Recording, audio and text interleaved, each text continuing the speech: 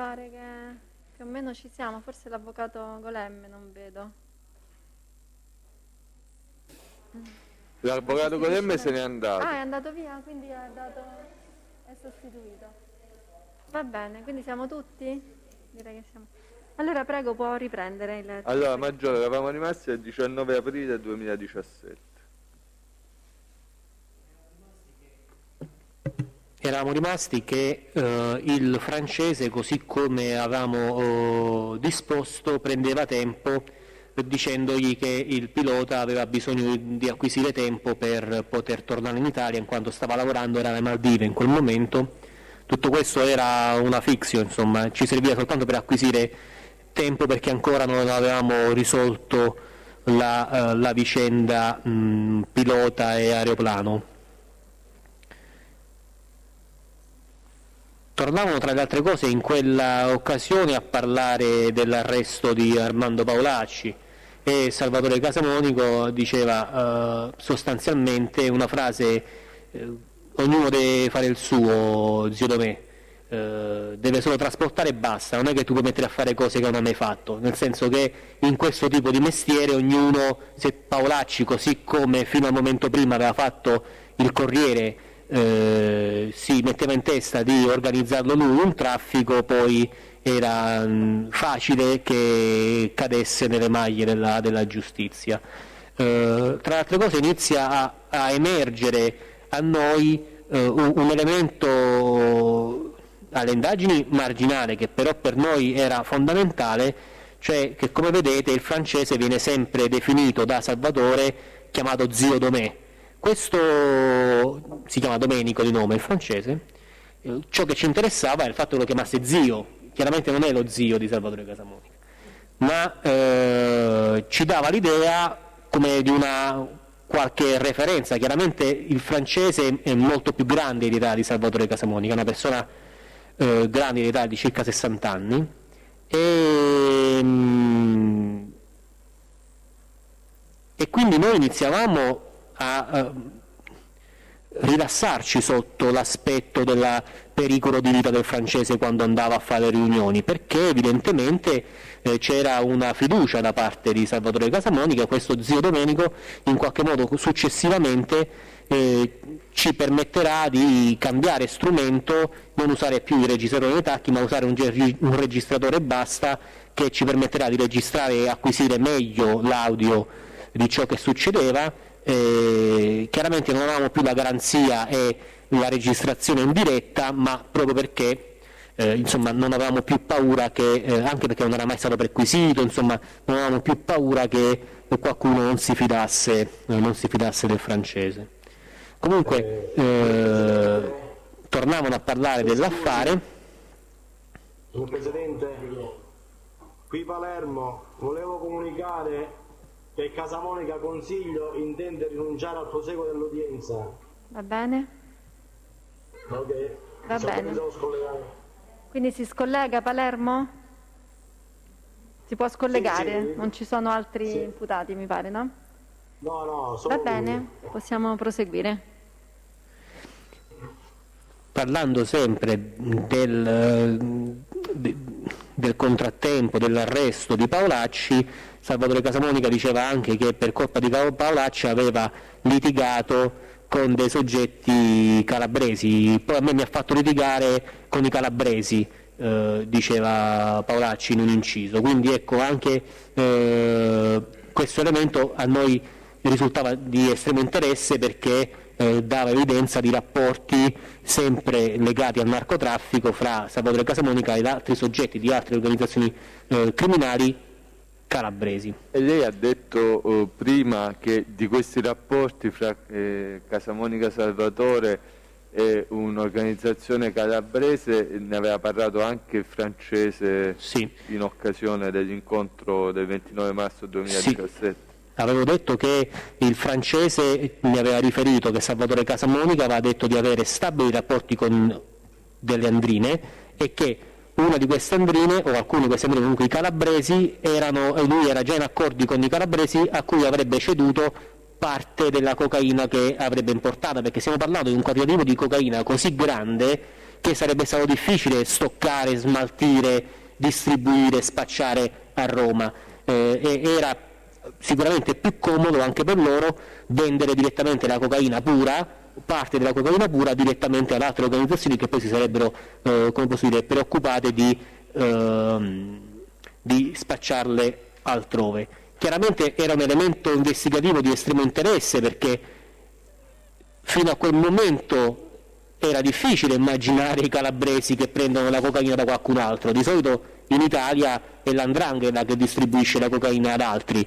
Immaginare che invece l''ndrangheta o alcune famiglie di 'ndrangheta vadano a comprare la cocaina dai Casamonica ci sembrava di interesse investigativo elevatissimo, ecco. Questi rapporti vengono confermati incidentalmente da questi dialoghi intercettati durante quella riunione.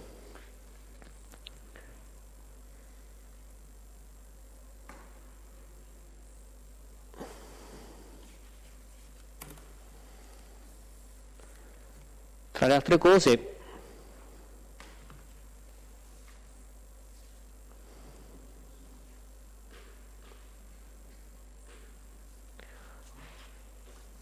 sempre parlando di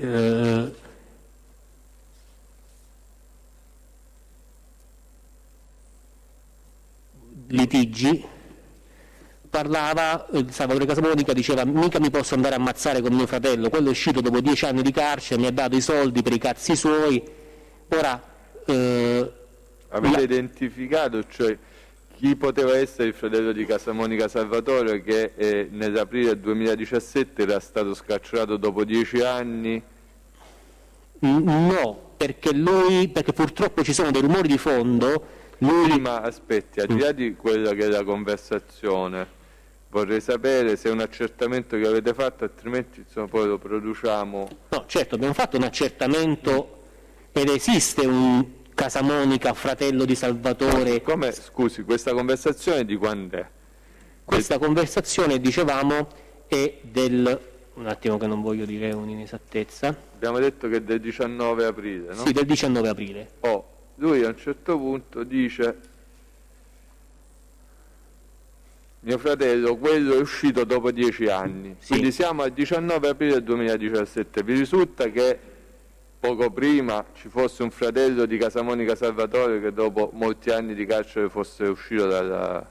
Sì, era stato scarcerato da poco Casamonica Giuseppe, classe 72, che era stato detenuto dal 28 gennaio 2009 fino al 24 marzo 2017, quindi per oltre 9 anni.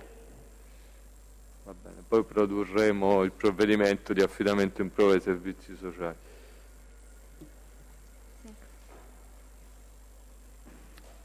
Tra le altre cose faceva a questo fratello avevano sequestrato casa, diceva Salvatore, ed effettivamente aveva subito Casamonica Giuseppe una misura ablativa di una misura di prevenzione, se non mi sbaglio, e l'immobile era sottoposto a sequestro, l'immobile che era casa sua. Quindi questi due elementi ci hanno fatto ipotizzare che il fratello di cui stesse parlando, Salvatore Casamonica, fosse proprio Casamonica Giuseppe, classe 72. Classe 72, cioè nato a Pietrasanta l'11 giugno 72? Sì. Ok. Incontro successivo o c'è qualcosa da dire su questo?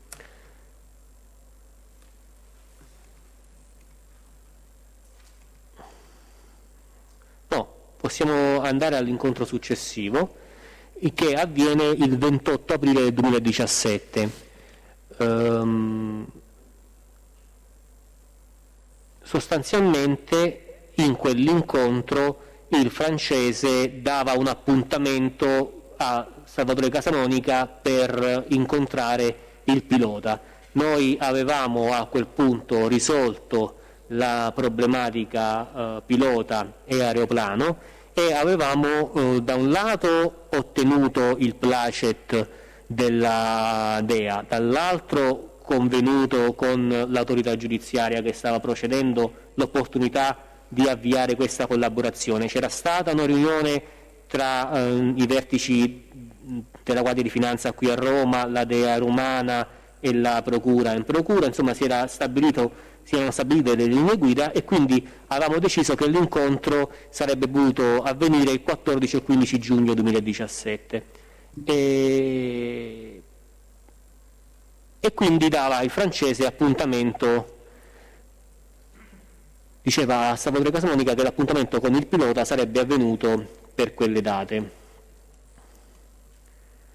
Quindi arriviamo quindi al 13 giugno 2017 e noi abbiamo preventivamente un incontro squisitamente di polizia, diciamo, fra il francese e il pilota agente sotto copertura della DEA, che chiameremo l'americano, che nel frattempo era stato a sua volta nominato agente interposta persona, quindi all'agente sotto copertura americano, che era un agente di polizia statunitense, erano state estese, così come al francese, le stesse guarentigie di legge.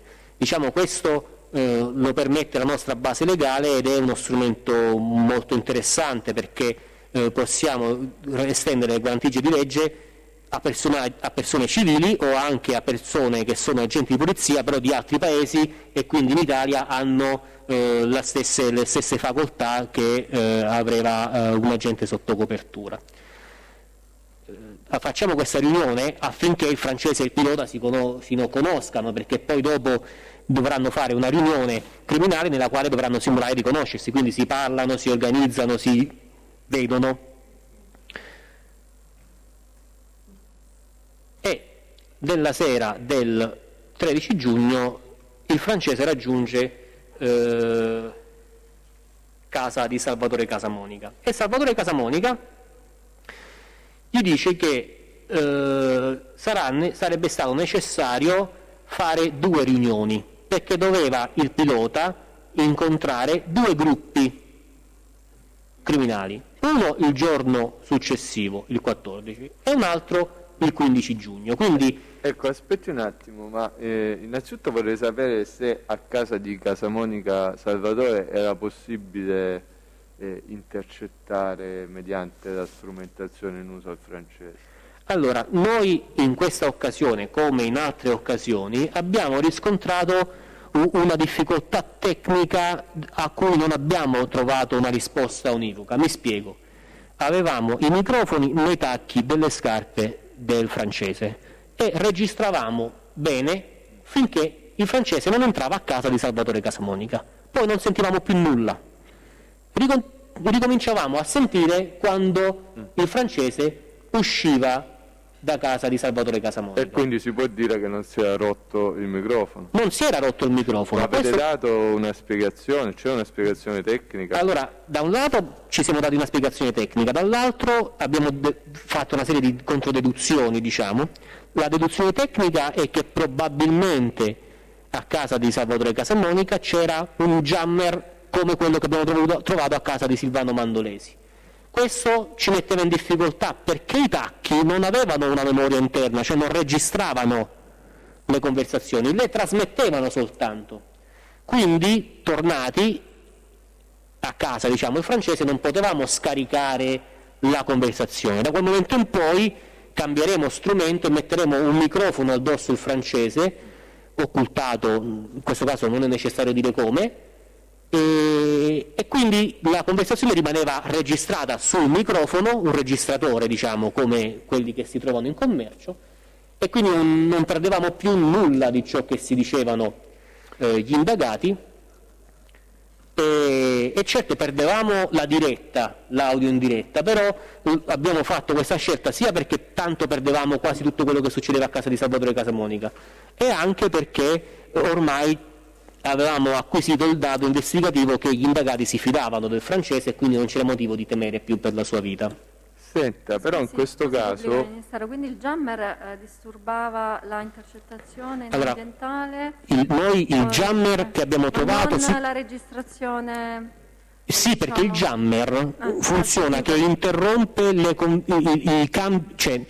toglie il campo ai telefoni sostanzialmente. Siccome quel tacco aveva una SIM e trasmetteva via GSM il dato ai server in procura, un jammer impediva la trasmissione del segnale, ma il jammer non è che impedisce sulla registrazione non impedisce invece la registrazione di un microfono. di un microfono, va bene.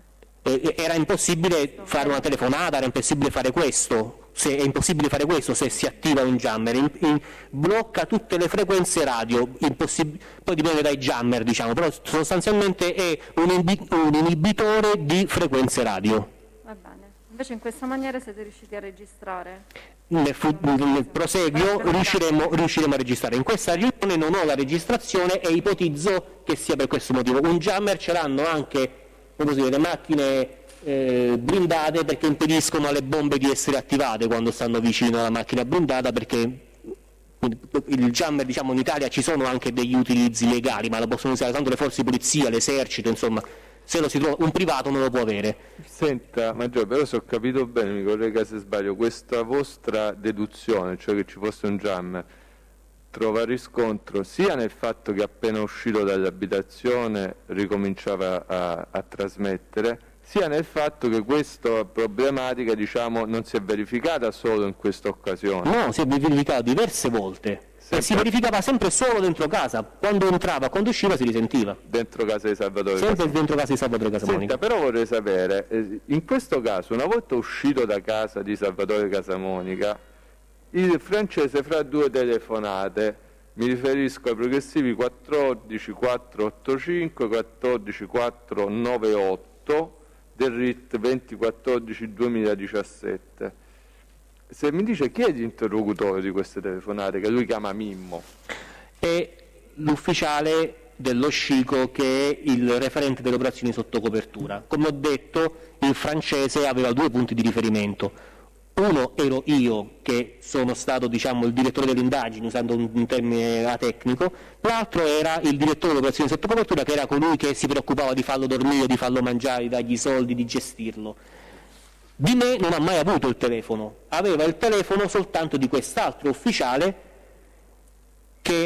con cui aveva delle interlocuzioni anche finalizzate alla gestione dei problemi spiccioli della vita, e quando esce chiama questo Mimmo, che è un collega ed è l'ufficiale, come ho detto, dello SCICO. Il francese è stato intercettato, cioè noi abbiamo intercettato l'utenza del francese anche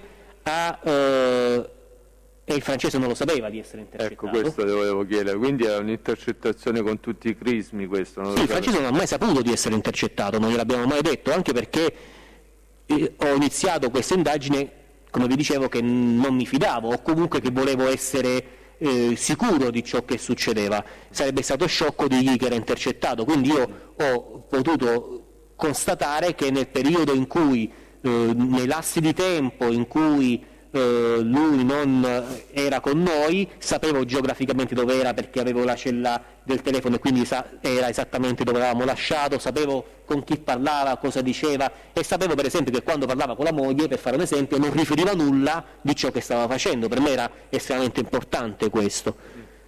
Benissimo, ecco, queste due telefonate, insomma, per noi sono importanti. Se può spiegare, insomma, cosa diceva, poi le leggeremo. Riferiva proprio questo, quello che stavo dicendo, gli riferiva che Salvatore Casamonica gli aveva detto di dover fare 2 incontri con 2 distinti gruppi, a cui avrebbe dovuto prendere parte anche il pilota americano, e che l'incontro successivo con Salvatore Casamonica sarebbe avvenuto il giorno successivo, quindi il 14 giugno 2017, verso le 10:30, Salvatore Casamonica lo sarebbe andato a prendere. Arriviamo quindi al 14 giugno 2017. Come stabilito, Salvatore Casamonica andava a prendere l'interposto e lo portava presso la sua abitazione, dove avveniva verso le 11:30 di mattina un primo incontro, a cui partecipavano una serie di 2 soggetti non meglio identificati, e così come ci dirà il francese, quando il francese veniva contattato dal pilota, perché il pilota chiamava aveva un'utenza telefonica italiana e chiamava il francese. Questa telefonata è il progressivo 14653, intercettato il 14 giugno 2017 sull'utenza 324 87 52225, il RIT 2014/17, che è il RIT del telefono del francese.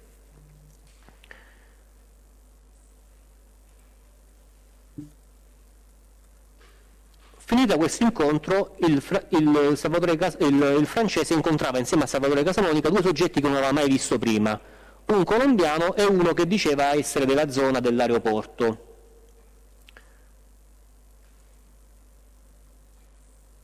Ora, questo soggetto della zona dell'aeroporto, noi abbiamo ricostruito i tabulati di Silvano Mandolesi e abbiamo visto che il telefono in uso a Silvano Mandolesi in quella fascia di tempo agganciava la cella che copriva casa di Salvatore Casamonica.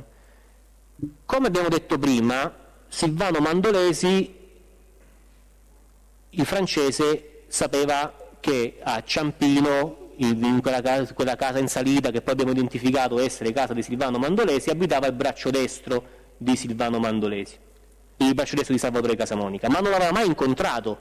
Lui ci aveva detto nella riunione del 29 marzo 2017 che sapeva riconoscere la casa, ma la sapeva riconoscere perché lui era andato con Salvatore a casa di quello che doveva essere il suo braccio destro, ma aveva citofonato e non l'aveva trovato, quindi lui questa volta era la prima volta che incontrava Silvano Mandolesi. Ma la casa, la villetta di cui vi parla il 29 marzo 2017 è quella poi sottoposta a videosorveglianza? Ah, sì, assolutamente sì. Ecco, ma voi come l'avete individuata? Come accennavo in precedenza, l'abbiamo individuata proprio prendendo il francese, portandocelo in macchina, e ci ha accompagnato a casa di Silvano Mandolesi. Questo si ricorda quando è avvenuto? Risulta la vostra relazione di servizio dell'11 maggio 2017. All'11 maggio del 2017 noi abbiamo quindi in quel momento identificato quell'immobile. Non subito abbiamo fatto la deduzione che lì abitasse Silvano Mandolesi, perché in un primo momento ci siamo tratti in inganno dal fatto che di fronte a casa di Silvano Mandolesi c'era un'insegna che identificava un ristorante, come se in quel cancello ci fosse un ristorante. Effettivamente in tempi prima una delle unità immobiliari, diciamo, di cui è composto casa dei Mandolesi era adibita al ristorante, però successivamente, insomma, abbiamo fatto una serie di riscontri, abbiamo visto che lì abitava Mandolesi Silvano, abbiamo visto che aveva una serie di precedenti pulizie, abbiamo fatto tutti i riscontri di cui abbiamo parlato prima, insomma, col Belgio e quant'altro, e quindi avevamo ricostruito la figura di Silvano Mandolesi. Ok.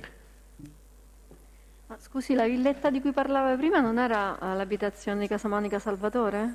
Sono due cose distinte. Ah, quindi non è la stessa villetta? La villetta di via Selvotta di Frascati e via casa di Salvatore, sì. Ma nella riunione del 29 marzo 2017 il francese ci aveva detto che era stato a casa del braccio destro di Salvatore, che era a Ciampino. Era stato a casa, ma nel senso che era stato ci diceva: sono stato fuori casa di questa persona, quindi vi saprei riportare, ma io questa persona non l'ho mai incontrata, perché quando siamo andati con Salvatore ha citofonato Salvatore ma non si è affacciata, questo non c'era nessuno, quindi io non lo so come è fatto, tra virgolette, il braccio destro di Salvatore Casamonica.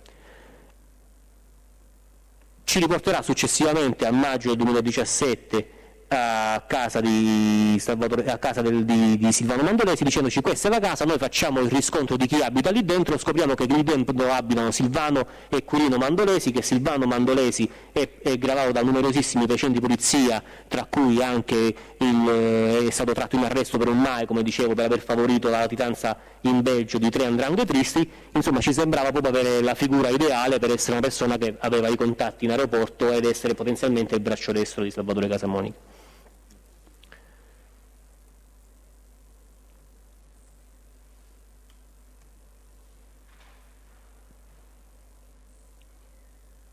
Successivamente alle 17:10 circa il pilota chiama il francese, il pilota americano della DEA. Diciamo da ora in poi il pilota americano della DEA lo chiamerò il pilota, il francese continuerà a chiamarlo il francese, se no vado un po' in difficoltà nella narrazione.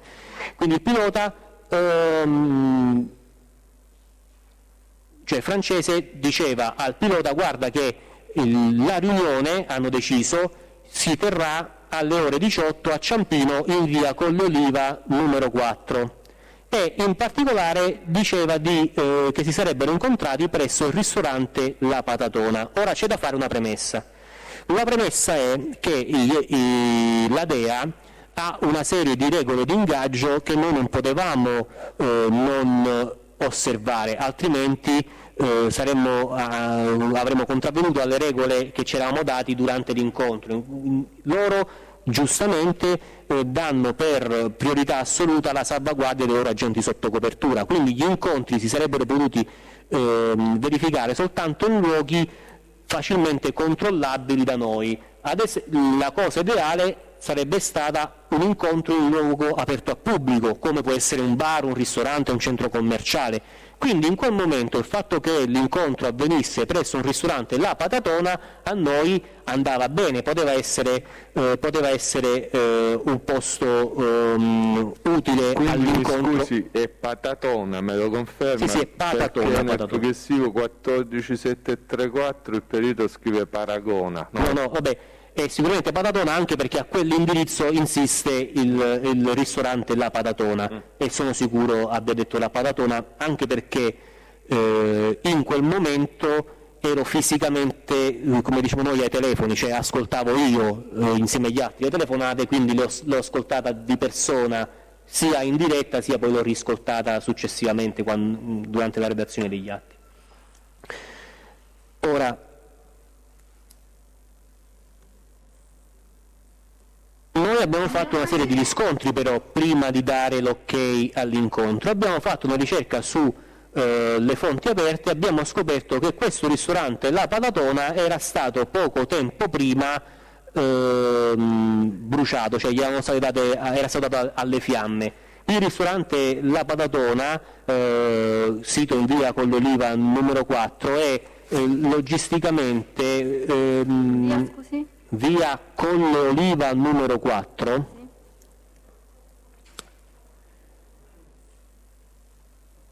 Ciampino dovrebbe essere il comune, sì, e fisicamente alla fine di una collina che termina con un piazzale e non si può andare da nessuna parte, cioè si può soltanto eventualmente tornare indietro.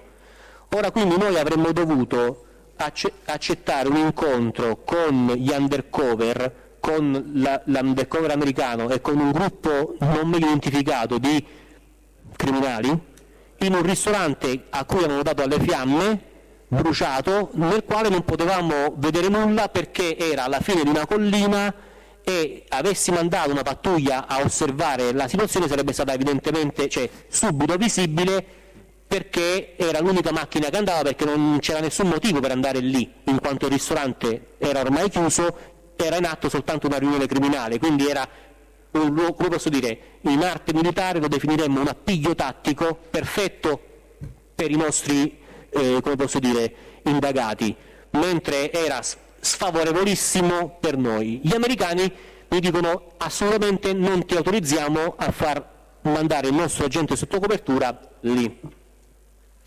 Quindi iniziano una serie di conversazioni fra il francese e il pilota americano tese a cambiare il luogo dell'incontro.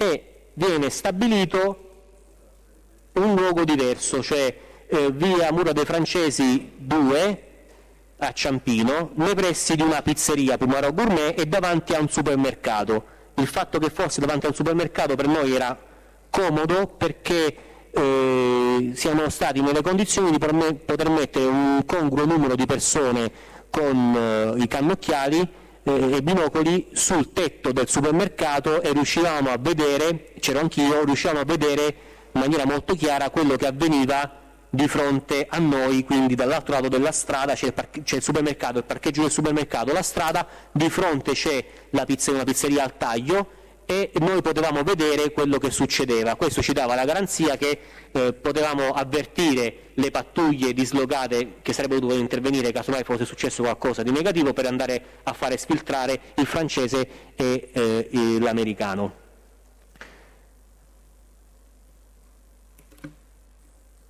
In quel momento, quando c'è la telefonata intercettata ai progressivi 14754, 14755 e 14758 del RIT 2014/17, nell'ultima telefonata inavvertitamente il francese non chiude la telefonata.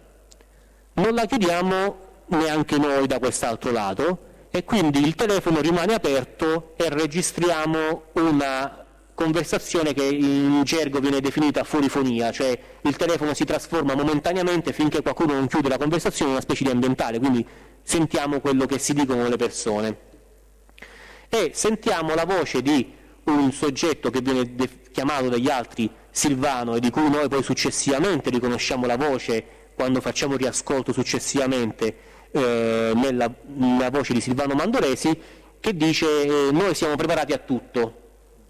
Tra le altre cose, anche nello spazio-tempo di questa riunione, noi facciamo la ricostruzione ex post dei tabulati dei telefoni intestati in uso a Silvano Mandolesi e ricostruiamo che in quel momento storico lui è lì di fronte alla pizzeria Pumarò Gourmet insieme a Salvatore Casamonica e insieme al francese. Senta, qual è il progressivo di questa conversazione che resta aperta? Il progressivo della conversazione che rimane aperta è 14763. Senta, altra domanda, il RIT è sempre quello del 2014-2017. Altra domanda, lei ha detto che in quel momento eravate appostati? Sì, noi diamo l'ok alla riunione a Pumarò Gourmet e partiamo prima noi, arriviamo sul posto intendo sul tetto del supermercato Iperdem, e poi facciamo giungere sul luogo dell'incontro l'americano. E quindi lei era presente a quell'appostamento? Sì, io ero sul tetto dell'Iperdem. Ecco, e ha potuto vedere, anche se insomma c'era una certa distanza, che ci fosse? Sì, ho potuto vedere. Diciamo che io sono sicuro di aver visto il francese Salvatore Casamonica e un soggetto calvo del quale però non siamo riusciti a fare una fotografia perché non avevamo una fotocamera con un teleobiettivo.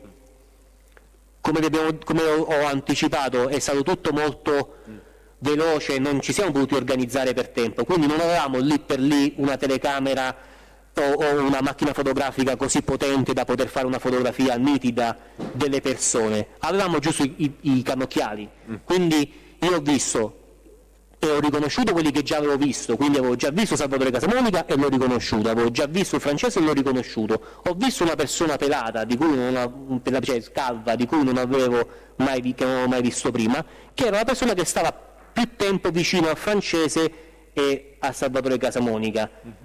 Riteniamo Silvano Mandolesi è pelato, è calvo, ed era la conversazione che sentiamo fuorifonia di qualcuno vicino al francese, se no non riusciremmo a sentirlo col telefono, e quindi riteniamo fosse lui quella persona calva, anche perché poi le celle telefoniche ce lo mettono lì, insomma, ce lo collocano lì in quello spazio-tempo. Paola? Come? Non ho capito, chi ritenevate fosse? Silvano Mandolesi. Ok. Silvano Mandolesi, però io poi chi è Silvano Mandolesi lo ricostruisco successivamente, io in quel momento ancora non avevo una faccia di Silvano Mandolesi. Quindi dalle fotografie non avete potuto ricostruire? E non abbiamo delle fotografie, come vi ho detto non avevo una macchina fotografica così potente. Ho capito. Avevo soltanto un binocolo, però non sono riuscito a imprimere nella mia memoria così in maniera chiara quell'immagine. Scusi, però se ho capito bene, in quel momento, mi corregga se sbaglio, le celle di Mandolesi agganciano quella. Sì. Voi riconoscete la voce di Mandolesi? Sì. E Mandolesi è un soggetto calvo. Sì. Questi sono tutti gli elementi che abbiamo. Va bene. Verso le 20:45 circa facciamo arrivare il pilota americano, e il pilota americano era stato dotato di uno strumento, di un registratore che poi sarà quello che useremo successivamente con il francese, e quindi il pilota americano ha il registratore addosso e noi registriamo ciò che si dicono. In più il pilota americano è un poliziotto e quindi, a differenza del francese, è addestrato a usare un microfono, e quindi sentiamo molto bene quando c'è lui in gioco, così come successivamente quando avremo un altro soggetto che è lo svizzero, che anche lui è un poliziotto. Insomma, bisogna avere un certo addestramento per essere nelle condizioni di registrare con un registratore occultato una conversazione. Se non si è avvezzi non sempre si ha un ottimo risultato. Ad ogni buon conto, in questa registrazione, in questo incontro che durerà circa 45 minuti, emergono tutta una serie di evidenze. Intanto il pilota è un pilota che è veramente americano e simula di essere un pilota americano, pertanto parla in inglese, e le conversazioni avvengono attraverso la traduzione posta in essere da un soggetto che il francese ci dice essere di origine slava, ma che non abbiamo mai identificato. Quindi c'è sempre questa conversazione di qualcuno che parla in italiano e lo slavo traduce in inglese, l'americano parla in inglese e lo slavo ritraduce in italiano. E quindi Silvano Mandolesi, di cui riconosciamo la voce, dice: chiedi subito se lui può arrivare con l'aereo in Bolivia. Quindi questo chiedi subito è rivolto al traduttore, diciamo, che deve tradurre al pilota questo fatto. E iniziano tutta una serie di conversazioni su da quali paesi si può o meno partire, e noi fino a quel momento non avevamo idea da dove dovesse partire lo stupefacente dal Sud America, e questo è un dettaglio non di secondo momento, soprattutto se poi si doveva, così come erano e come sono state poi le intenzioni investigative, garantire che l'aereo veramente partisse da un certo paese piuttosto che da un altro. Il pilota americano, che è un professionista, insieme a noi avevamo fatto uno studio di fattibilità su certi paesi rispetto ad altri, perché per alcuni paesi, questo anche grazie al supporto, diciamo, informativo della DEA, avevano la base legale per poter fare o meno un certo tipo di attività sotto copertura, e poi soprattutto certi paesi in Sud America erano apertamente, soprattutto in quel momento, apertamente ostili con gli Stati Uniti, e quindi la DEA non era nelle condizioni di poter garantire un'attività sotto copertura in certi paesi, tra i quali la Bolivia. Quindi il pilota spiega, insomma, che dalla Bolivia non è possibile perché il presidente che era la mascherina dovrebbe mi tenerla, perdoni, grazie. il presidente della Bolivia era Evo Morales, in quel momento aveva fatto una specie di bando, aveva bannato gli americani, insomma erano tutti sottoposti a controllo, c'era una grande, anche le imprese statunitensi avevano difficoltà a fare affari in Bolivia, e quindi sostanzialmente era per lui difficile, e dava una serie di paesi in cui invece era disponibile a fare il trasporto. Diceva il Brasile, l'Argentina, il Perù, la Repubblica Dominicana, Curacao e Aruba. Successivamente si parlava più del dettaglio degli orari, non gli orari, e in particolar modo il pilota voleva sapere se con quale anticipo avrebbe dovuto avvertire del suo arrivo a Ciampino. E Mandolesi rispondeva che basta che lo sappiamo prima, il giorno prima, no, basta che lo sappiamo quando arriva. Quindi il pilota chiede disposizioni, tra virgolette, e a dargliele le disposizioni su come comportarsi con il motivo per cui atterrava a Ciampino, rispondeva Mandolesi. Mandolesi, tra le altre cose, diceva noi siamo a più del 100%, noi lo possiamo fare, lasciando intendere, insomma, che erano pronti a fare questo movimento. E si riferivano Mandolesi e per suo tramite lo straniero che non abbiamo identificato. Chiaramente Mandolesi mentre parlava aveva il pilota, il francese Salvatore Casamonica vicini, diceva nessuno ti chiederà nulla quando arriverai qui a Ciampino, sottinteso. Parlavano del prezzo che avrebbero dovuto pagare al pilota e Salvatore Casamonica diceva che sarebbe dovuto andare a fare un incontro con, da lì a poco, anche altre persone. Dice, io vado a sentire anche altre persone.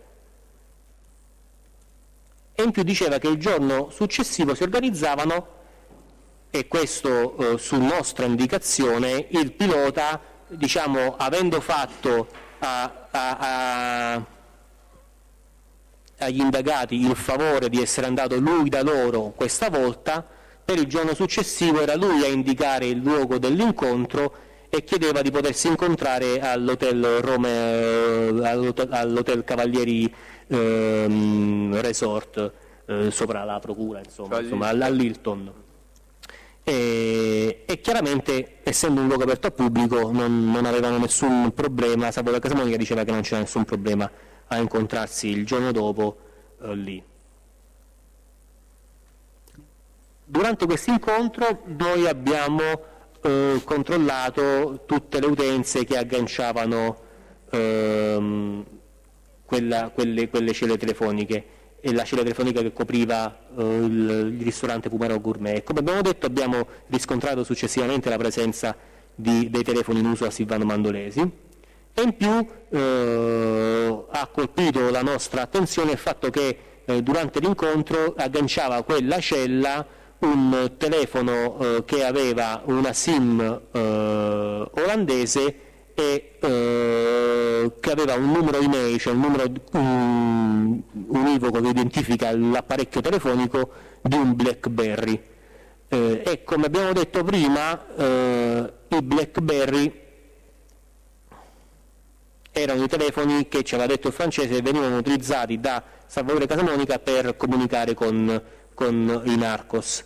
Sia il francese sia noi, da solo al tetto, vedevamo comunque che Salvatore Casamonica, in tutte quelle fasi in cui sostanzialmente, come abbiamo visto, parlava Silvano Mandolesi, era intento a usare un telefono cellulare e stava scrivendo, come a dover riferire o acquisire elementi mentre avveniva l'incontro. In più c'erano altri soggetti che non siamo riusciti a identificare, anche perché purtroppo aver scelto una pizzeria al taglio è stato da un certo punto di vista una scelta giusta, perché ci ha permesso di mettere in sicurezza le persone, ma poi c'erano andirivieni alle spalle dei nostri che ci ha reso difficile identificare quante persone c'erano, anche perché sicuramente c'erano almeno altre 2 persone che facevano avanti e indietro, perché dal nostro punto visuale, diciamo, da sopra il tetto, sulla sinistra c'è un semaforo e queste persone tornavano dal semaforo come a guardare se venivano a controllare le macchine che arrivavano, insomma come a monitorare se non ci fossero forze di polizia in zona. Questo muoversi di persone intorno ci ha reso difficile capire poi effettivamente di quante persone fosse composto il gruppo che stava parlando di questa storia, ecco.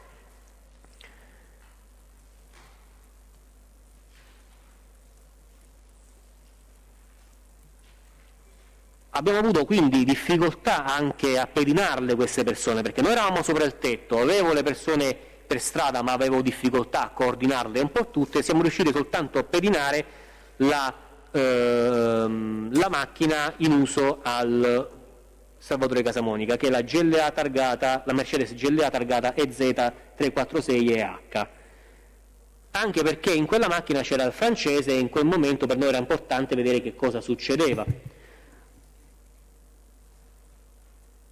E li abbiamo visti arrivare al ristorante Bezziccheri di via Tuscolana 240 e lì si incontrava con un soggetto di origine slava, quindi Salvatore Casamonica, il francese, si incontrava con un soggetto di origine slava che l'interposta persona ci diceva che era la stessa persona che aveva incontrato già il 12 aprile 2017 e che poi successivamente, cioè è la stessa persona che incontrerà il giorno dopo, e noi il giorno dopo lo identifichiamo in Tomislav Pavlovic. Quindi, finita la riunione della pizzeria Pubarò Gourmet, Salvatore Casamonica e il francese si muovono e vanno dal ristorante Bezziccheri e cenano insieme a Tomislav Pavlovic.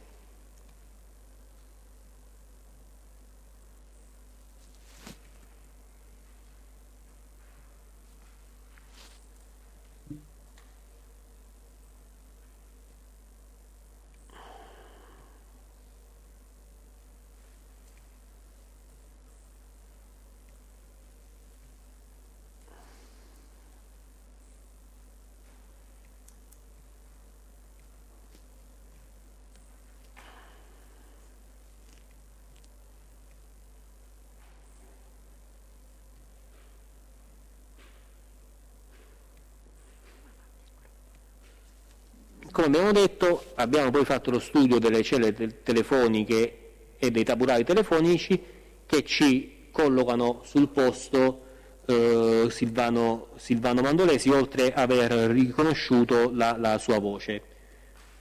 Il giorno successivo, come intuito... Senta, Maggiore, solo una cosa prima perché stiamo aprendo adesso il capitolo Hilton. Vorrei solo sapere, con riferimento al primo luogo indicato, poi non accettato dalla DEA, cioè via Colle d'Oliva, se lei lo ha descritto come un posto molto tattico sostanzialmente per chi organizza un incontro, se nel corso delle attività di indagine poi avete verificato se fosse una zona utilizzata, frequentata da uno di questi soggetti. Sì, quella era quella che possiamo definire zona di Silvano Mandolesi, perché noi abbiamo poi successivamente monitorato e riscontrato tutta una serie di incontri che Silvano Mandolesi ha effettuato lì, cioè di fronte alla Patatona, con una serie di soggetti calabresi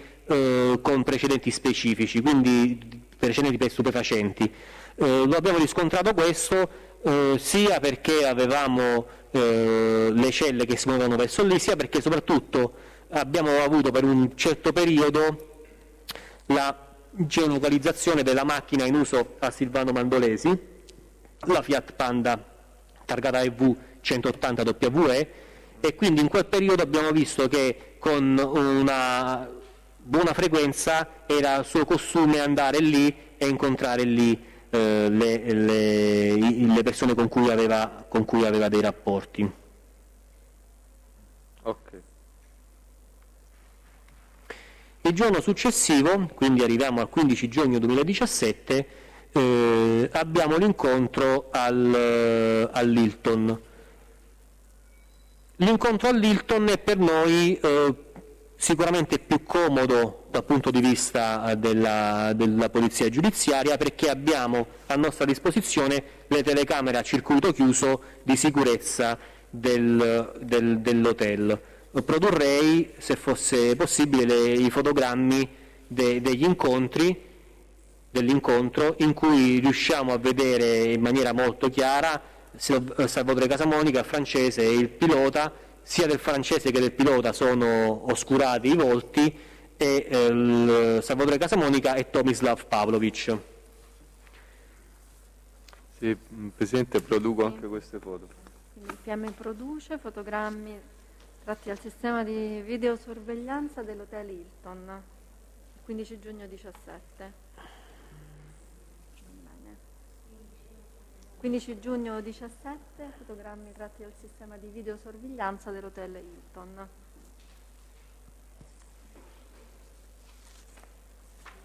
Il 15 giugno 2017, quindi,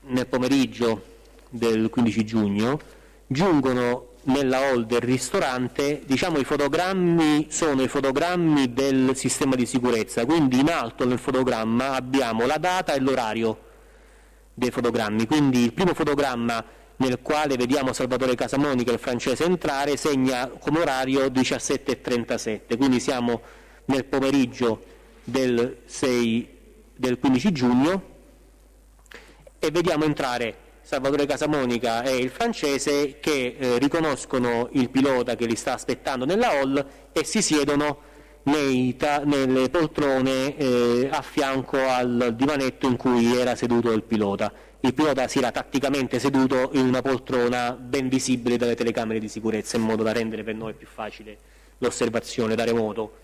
Poi da remoto eravamo in una stanza a fianco, però insomma non eravamo visibili dell'incontro. La fortuna ha voluto che non ci fosse nessuno in quel momento nella hall, quindi i tre soggetti più un quarto che arriverà poco dopo, alle 17:40 arriva Tomislav Pavlović, parleranno da soli senza avere nessuno vicino, quindi si sentiranno anche più sereni nel comunicare apertamente, senza neanche usare come posso dire, un linguaggio criptico. I fotogrammi sono molto chiari, quindi i volti si riconoscono in maniera molto chiara e si riconosce anche che questo Pavlović è lo stesso del profilo Instagram di cui abbiamo visto prima. In questo caso la conversazione verrà, come posso dire, in inglese ci parlerà Pavlović perché è un buon conoscitore della lingua inglese e sarà lui a fare da traduttore, anche spesso motu proprio dirà delle cose che vuole dire.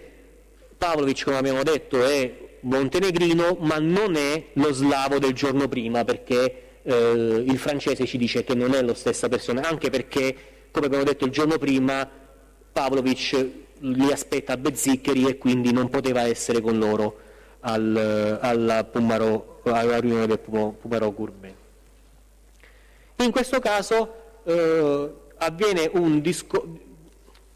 si ritorna un po' sulle stesse tematiche affrontate il giorno prima, come se si stesse parlando, ecco, con un altro gruppo sempre della stessa cosa, come se questa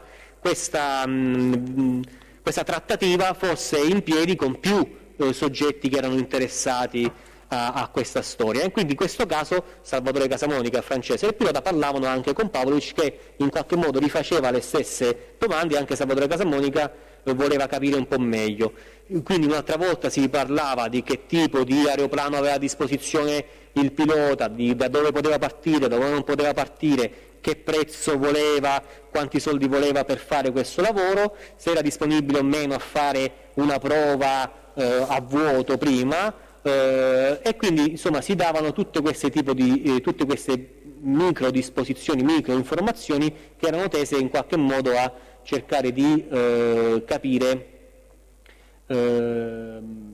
come si poteva o meno fare questo tipo di trasporto.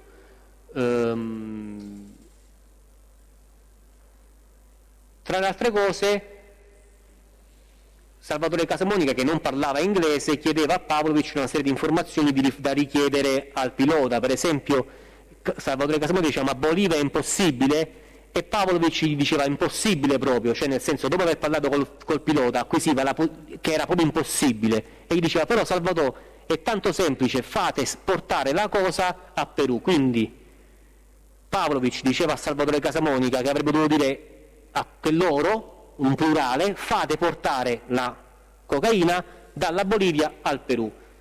Ecco, e definiva questa cosa facile per loro, quindi Pavlović era convinto di star parlando con delle persone per cui era facile spostare della cocaina 7 tonnellate dalla Bolivia al Perù. Parlavano di un primo viaggio per cui avrebbero dovuto fare una prova di carico di 50-60 kg. In più, quando il pilota proponeva come partenza ipotetica Santo Domingo, Pavlović diceva: Santo Domingo va molto bene, perché Santo Domingo, testualmente dice, Santo Domingo è casa mia. Prima però di, come posso dire, dare l'ok, Salvatore Casamonica e Pavlović prendevano del tempo e diceva: allora Salvatore Casamonica diceva a Pavlović di tradurre: allora fai così, adesso parliamo noi tutto quanto e decidiamo da dove e niente, lui poi si pianifica tutto quanto il viaggio e tutto, e poi ci dà una data e noi siamo pronti per quella data. Quindi Salvatore diceva prima parliamone noi e poi dopo che ci siamo messi d'accordo su come ci vogliamo organizzare noi, comunichiamo a questa persona qui.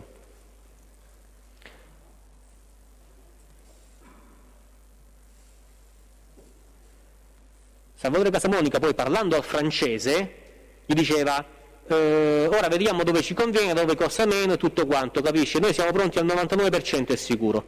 Quindi Salvatore Casamonica si rende conto che deve riferire anche al francese, in qualche modo ripete queste cose anche al francese dicendogli questo fatto.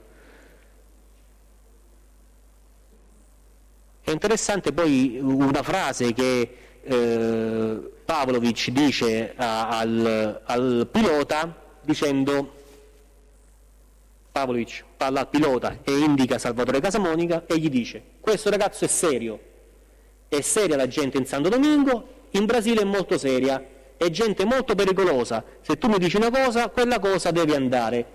Mi sembra una frase chiara, insomma, cosa volesse dire.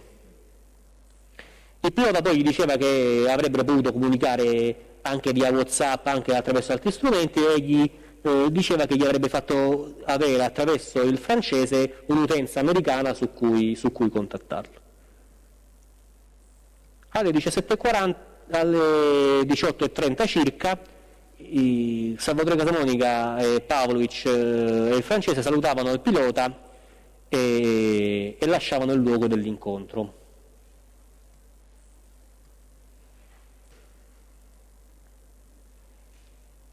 Abbiamo i fotogrammi che vi ho prodotto delle macchine che vanno via. La macchina con cui va via Pavlović è una Smart targata FA976WA, che è della Mercedes Financial Service, ma era in leasing in quel periodo proprio a Pavlović, quindi era lui l'usuario. Abbiamo accertato in che periodo era stata locata questa. Era stata locata dal 3 dicembre 2015 al 28 ottobre 2018. Da Pavlović. Da Pavlović Tomislav in persona. Inoltre noi lo identificavamo in quel momento in maniera univoca, anche perché la sua faccia la riscontravamo con l'effigie che avevamo a SIDET, che è la banca dati in cui ci sono tutte le fotografie dei fotosegnalamenti, e quindi lo riconoscevamo in maniera univoca con quello fotosegnalato, e quindi avevamo un'evidenza chiara di chi fosse questa persona seduta accanto a loro.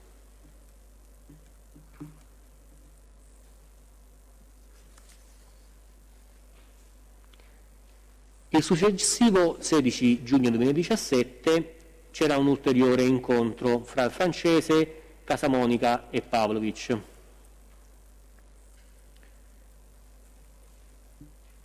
In particolare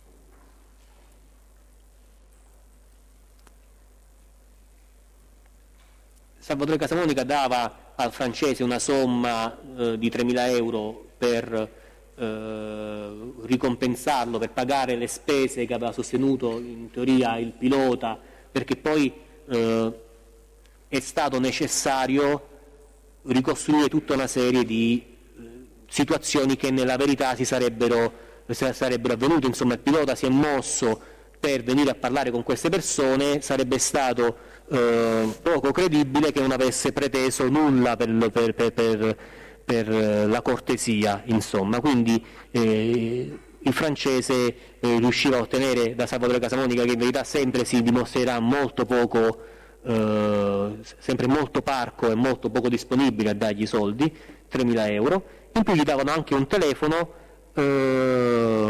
marca Alcatel, di cui abbiamo l'email, e il telefono glielo dava Salvatore Casamonica, mentre Tomislav Pavlović gli dava una SIM, l'utenza poi che abbiamo intercettato al RIT 3853/17, sul quale gli dicevano che gli avrebbero mandato un SMS, insomma quello era un telefono dedicato, tra virgolette, su cui avrebbero dovuto comunicare. Non hanno mai mandato nessun messaggio su quell'utenza, l'abbiamo intercettata, ma di fatto poi col francese non comunicheranno mai attraverso i telefoni.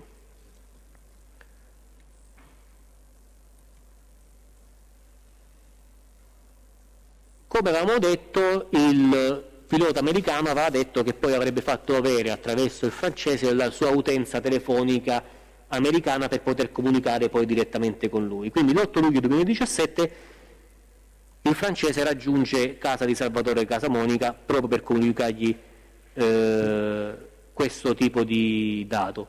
Anche Allora, in questo aspetta un caso attimo. però non riusciamo appena... L'incontro del 16 giugno, no? Tutto quello che ha riferito lei risulta da una relazione di servizio, non è stato registrato? No. Risulta da un'azione di servizio perché anche in quel caso abbiamo avuto un problema tecnico e non avevamo ancora utilizzato lo strumento del registratore. Lo stesso Ok. problema ce l'abbiamo anche l'8 luglio 2017 quando il francese va da Salvatore Casamonica.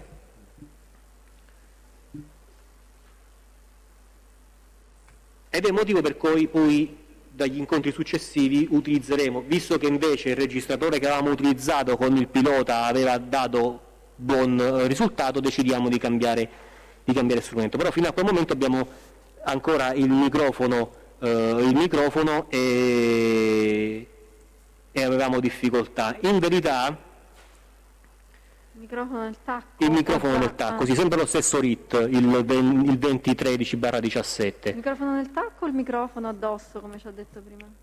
Allora, nell'incontro di cui ho riferito Sì. del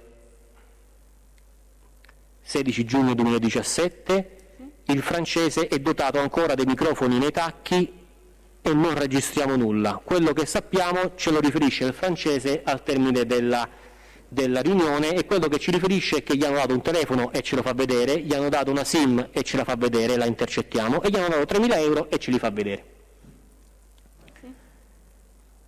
L'8 luglio 2017 c'è un ulteriore incontro in cui il francese va a casa di Salvatore Casamonica per comunicargli il numero di telefono del pilota americano su cui poteva essere disponibile su WhatsApp. Anche in questo caso, anche l'8 luglio 2017, eravamo pronti con il RIT 2013/17, cioè i tacchi nelle scarpe, ma anche in questo caso abbiamo difficoltà, non registriamo nulla. E quindi le informazioni che acquisiamo sono tutte del francese durante il debriefing.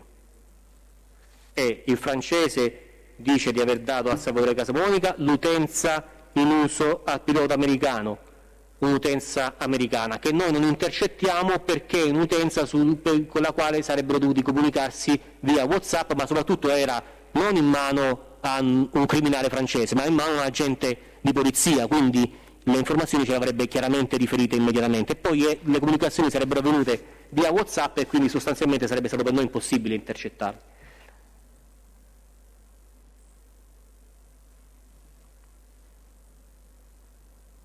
E Salvatore Casamonica gli diceva che dopo gli incontri che c'erano stati con il pilota, avevano mandato nel mese di giugno un loro referente in Sud America per riuscire a spostare lo stupefacente dalla Bolivia a un paese limitrofo tra quelli che il pilota americano aveva detto essere buoni per poter far partire l'aeroplano.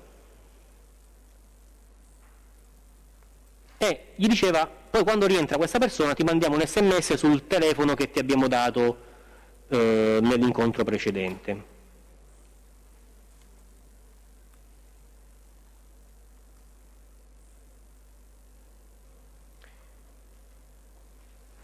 Questo incontro di cui ho parlato è avvenuto l'8 luglio 2017. Il 3 agosto 2017 Tomislav Pavlović parte e va con la sua macchina, si imbarca su un traghetto e si muove verso il Montenegro. Noi su quell'autovettura avevamo installato un ambientale. Non abbiamo mai registrato nulla di utile. Per tutto il periodo che Pavlović è stato in Italia, più avanti vedremo che capiremo anche di un incontro fra Pavlović e Salvatore Casamonica, attraverso l'ambientale in macchina, ma capiremo solo che Salvatore è entrato in macchina, sentiamo la sua voce, ma non si dicono nulla, poi lo dirò dopo. Però in tutto periodo di intercettazione dell'ambientale in macchina di Pavlovic, ora vi dico il periodo esatto. Se ci ripete gli estremi, cioè l'autovettura qual è, come è targata? Sì.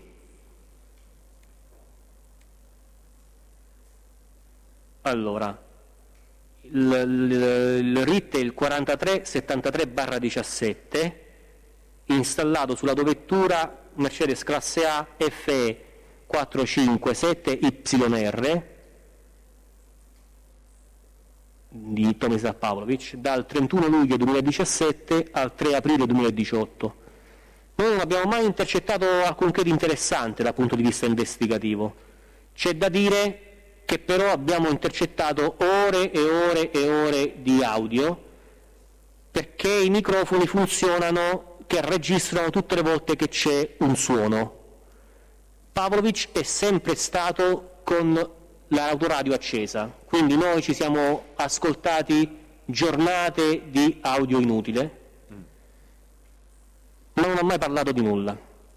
Quando invece si muove verso il Montenegro, in Montenegro l'autoradio registra, cioè l'ambientale registra, e quando torna in Italia scarica tutto ciò che ha registrato nei nostri server, e quindi noi ascoltiamo ora per allora, diciamo, ciò che aveva detto in Montenegro, e ci rendiamo conto che in Montenegro parla di cose interessanti dal punto di vista investigativo, come se non fosse preoccupato di eventuali intercettazioni da parte delle forze di polizia. Questo dal nostro punto di vista sono le evidenze di come tutti i soggetti da noi investigati fossero estremamente accorti a come si devono comportare e cercavano di adottare tutta una serie di strategie tese a renderci molto difficile e dispendioso investigarli. Una serie di informazioni interessanti, ad esempio che lui voleva comprare una casa da 500.000 euro in Montenegro,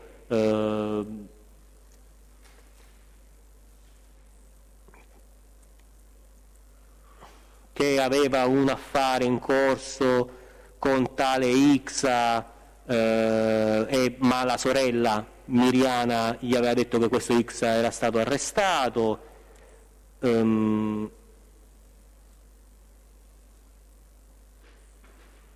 E soprattutto a un certo punto avviene una conversazione molto interessante, perché lui, parlando con la sorella Miriana, gli dice: sto impazzendo, ho perso il telefono. Cioè Pavlovic perde un telefono. Ora non si capisce perché Pavlovic debba impazzire, perché poi dice: non posso farlo, dai, per favore, vedi se nel salotto, in camera, che casino. È veramente molto preoccupato lui dal fatto di aver perso questo telefono, e la sorella gli dice: scusa, come faremmo noi se perdessimo il nostro telefono, come facciamo noi spesso? Se non troviamo il telefono chiediamo a qualcuno di chiamarlo, no? Per farlo squillare, come si usa. E la sorella dice: scusa, perché non te lo chiami così vedi dove squilla? E lui dice: non lo posso fare, non è possibile. Ora, noi sappiamo che loro utilizzavano una serie di telefoni, e ne vedremo poi dopo l'utilizzo, come funzionano, dei telefoni che servivano soltanto per parlare tra di loro di affari criminali, e che a cui era inibita ogni tipo di funzione da telefono, cioè non possono telefonare questi telefoni, possono soltanto parlare attraverso una piattaforma. In particolar modo, più avanti vedremo che... Quindi più che parlare, diciamo, comunicare tramite una piattaforma. Sì, scrivere, chattare attraverso una piattaforma simile, se vogliamo, come funzionalità a WhatsApp, però molto più complessa.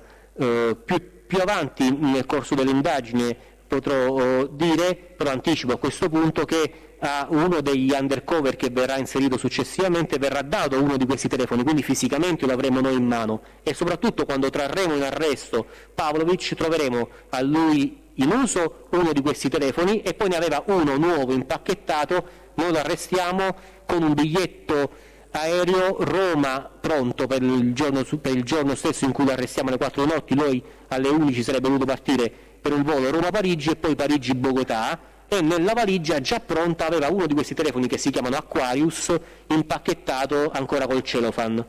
Cosa intendo per questi telefoni che definiamo Aquarius? Insomma, se si fa anche una ricerca su Amazon si può trovare dei telefoni che si chiamano BQ Aquarius, sono dei telefoni cinesi non particolarmente complessi. La questione è che quando noi più avanti ci troveremo in mano uno di questi telefoni, ci troviamo in mano uno strumento che non avevamo mai visto. Quando uso il plurale non intendo soltanto la sezione GOA di Roma, ma tutta la Guardia di Finanza, le forze di polizia, i servizi segreti italiani non avevano mai visto un telefono del genere. Aspetti, si fermi un attimo. E questo telefono che voi avete in mano, come che anticipiamolo, come che ce l'abbiamo in mano? Perché loro ne danno uno all'undercover per poterci parlare, all'undercover svizzero. Loro chi? Chi è che glielo dà, si ricorda? Pavlovic. Pavlovic. Glielo dà Salvatore Casamonica E Pavlovic. insieme a Pavlovic, sì. Vabbè, poi ci arriviamo. Lei fa riferimento all'incontro Di Milano, al di Milano, Caffè Trussardi. al Caffè Trussardi, poi ci arriviamo. Quindi intanto abbiamo anticipato, quindi lei stava dicendo quando ce l'abbiamo in mano, voi ce l'avete perché ce lo danno loro sostanzialmente. Scopriamo che nessuno di noi, ma neanche dei servizi, aveva mai visto niente del genere. No, mai visto niente del genere. È un telefono a cui era stato modificato il kernel. Il kernel è la parte, come posso dire, è la parte invisibile dei sistemi operativi, la parte basica, il BIOS dei sistemi operativi. Era stato modificato in modo che i telefoni che utilizzavano questo tipo di sistema non si comportassero più come dei telefoni, ma un numero che può essere infinito di telefoni non telefona più da telefono a telefono, ma si comportano come se fossero parte dello stesso server. Quindi questa chat in cui si mandano messaggi di fatto funziona, avete tutti un ufficio con un server e spostate un file da una cartella all'altra, Cioè come una cartella condivisa. come se fosse un'enorme cartella condivisa. In più questi messaggi si autodistruggono, come vedremo più avanti, ma soprattutto questi telefoni non possono essere chiamati, e quindi quest'ansia che prende Pavlovic, immaginiamo che lui fosse in Montenegro con uno di questi telefoni, poi successivamente il telefono lo ritrova e si tranquillizza, però in quel momento questo è motivo di grande ansia. E questa conversazione ci dà gli estremi? Era il progressivo 341 intercettato il 14 agosto 2017 a bordo dell'autovettura targata FE457YR RIT 4373/17.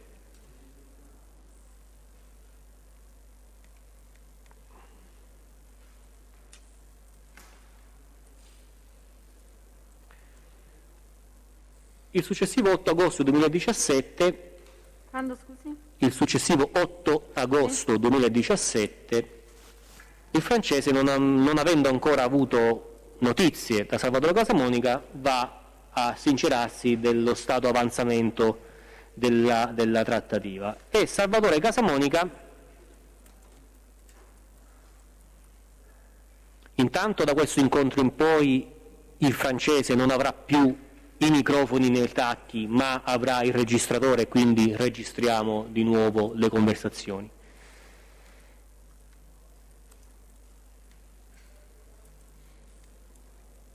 Salvatore Casamonica non subito racconta il motivo di questa sua, tra virgolette, latitanza, diciamo del motivo per cui non gli ha fatto più sapere niente al francese, come se non lo volesse subito dire. Diceva prende tempo, no, fine settimana, te lo dico zio Domè, ma non mi ha fatto sapere niente, e poi a un certo punto dice ora ti spiego zio Domè, il fatto è che la notizia di questa cazzo di uscita ce l'ha più di qualcuno, ce l'hanno più di qualcuno che lo sapeva, capisci pure, e allora non ci siamo più fidati a farlo, ecco perché zio Domè, perché qua ti ripeto, insomma, ripete più volte questo concetto per cui del fatto che loro avessero la possibilità di far uscire la cocaina dall'aeroporto di Ciampino lo sapessero troppe persone. Tra le altre cose fa intendere che molte di queste persone lo sapevano proprio perché erano state coinvolte nell'ipotetica trattativa, e quindi in qualche modo a un certo punto erano così tante persone a saperlo che diventava pericoloso, insomma, perché o le forze di polizia o organizzazioni criminali antagoniste avrebbero potuto in qualche modo mettere le forze di polizia sulle tracce di questa uscita e far saltare il piano.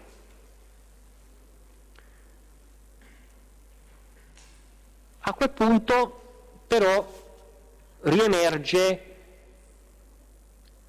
ciò che Salvatore Casamonica conosceva fin dall'inizio, cioè che il francese aveva delle conoscenze in Svizzera, gli svizzeri avevano sì il pilota, come avevo detto prima, ma avevano anche la possibilità di far uscire dalla Svizzera la cocaina. Loro avevano un pilota e facevano questo traffico, e quindi ritorna questa situazione e Salvatore Casamonica gli chiede: ma non è che tu per caso sei nelle condizioni di farmi mettere in contatto con queste persone? E chiaramente questa era una domanda che noi non ci aspettavamo in quel momento. Il francese prende tempo, dice di sì, chiaramente, però dice: vediamo, ti faccio sapere.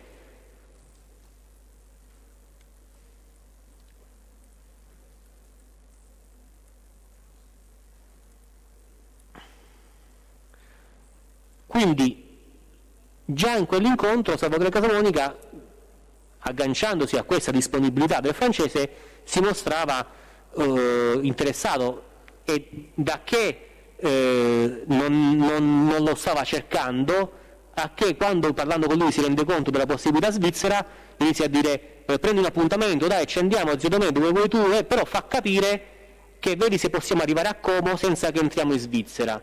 È chiaro che Salvatore Casamonica non voleva oltrepassare i confini nazionali, non voleva lasciare traccia del suo passaggio all'estero, preferiva fossero gli altri a venire in Italia, eventualmente era disponibile andare nel nord Italia per rendere meno lungo la trasferta dei criminali stanziati in Svizzera. Criminali che dovevano, secondo il racconto del francese all'inizio di questa vicenda, essere dei criminali di etnia albanese che avevano base in Svizzera. Quindi uscito il francese da lì, facciamo il debriefing e poi acquisiamo quindi questa volontà di Salvatore Casamonica di sfruttare l'uscita tra virgolette svizzera. Siccome la vicenda del legame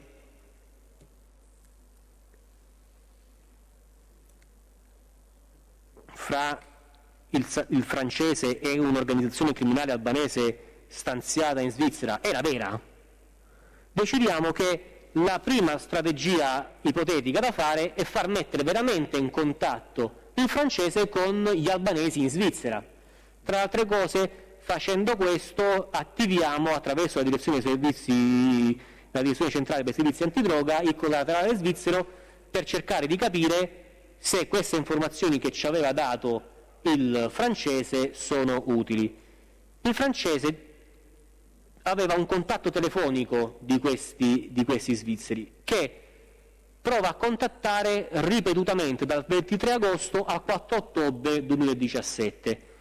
Sono numerosissimi i progressivi, tutti quanti del RIT 2014/17. Tutte le volte il telefono non risponde nessuno. La risposta, cioè il perché non risponde nessuno a questo telefono, ce la fornisce il collaterale svizzero, perché ci dice che quel telefono esiste veramente ed è intestato a un soggetto nato in Macedonia e residente in Svizzera. Aspetti, ci dice qual è l'utenza? L'utenza telefonica svizzera è la 0041 prefisso svizzero 766 16 24 08. Allora, chi è questo soggetto macedone? Ademi Dardan, nato nella Repubblica di Macedonia il 7/4 del 96, è residente a Hermensville in Svizzera, e gli svizzeri ci dicono che a carico del padre di questo Dardan, quindi Ademi Liuan, era stato emesso un divieto di ingresso nel territorio svizzero ed era stato questa persona titolare di un night, e difatti il francese ci aveva detto che gli albanesi avessero un night in Svizzera. Inoltre, successivamente ci dicevano che Ademi Dardan era stato tratto in arresto, quindi era questo il motivo per cui nessuno rispondeva all'utenza svizzera in uso agli albanesi in Svizzera.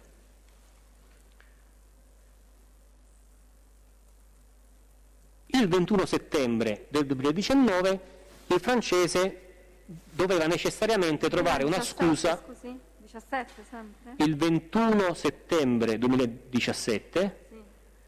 il francese aveva esigenza, perché noi avevamo l'esigenza di prendere tempo, perché non eravamo riusciti a trovare, erano passati dei mesi, non eravamo riusciti ad avere il contatto con gli svizzeri, i criminali svizzeri, e quindi per non far morire lì la nostra indagine avevamo bisogno di prendere tempo, e quindi il francese diceva: guarda, adesso incontra Salvatore Casamonica, e diceva la verità, cioè che non era riuscito a parlare telefonicamente con gli albanesi, e diceva di aver bisogno di qualche giorno per andare in Svizzera e andarci a parlare di persona. In verità questa era una scusa per prendere, come dicevo, tempo. Vogliamo fare una pausa o sta concludendo un argomento? Mi pare che andrà avanti ancora per un po'. Ma forse Come vuole. 5 minuti altri chiudiamo Va bene, prego. Ma intanto ci dice da questo momento il RIT degli ambientali qual è, Maggiore? Da questo momento il ritmo degli ambientali è il 3749/17.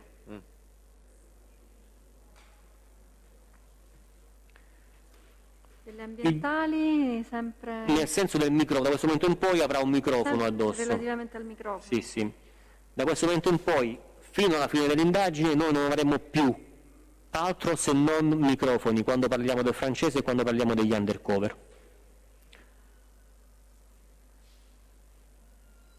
Quindi dal settembre 17 o anche da prima? Sì. No, anche prima, verità. Anche nell'incontro precedente. Adesso però, sì, dall'8 agosto.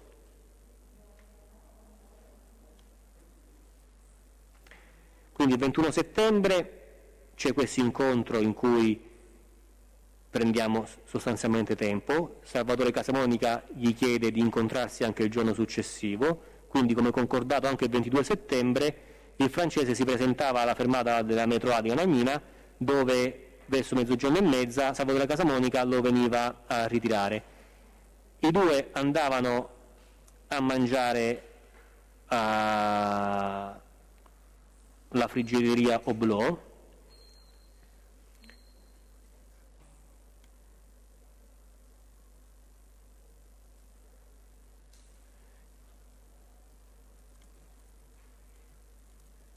E anche il microfono quel giorno, ma solo quel giorno, ci dà problemi e registriamo parte delle conversazioni sono incomprensibili, anche dovuto al fatto che il francese ancora non era particolarmente avvezzo, perché il microfono era occultato nella giacca, e quindi il francese era molto importante che non si svestisse della giacca, o se si svestisse della giacca che non la mettesse orientata verso il muro, perché sennò sentivo il muro. Però questo insomma ha dovuto impararlo anche lui un po' col tempo.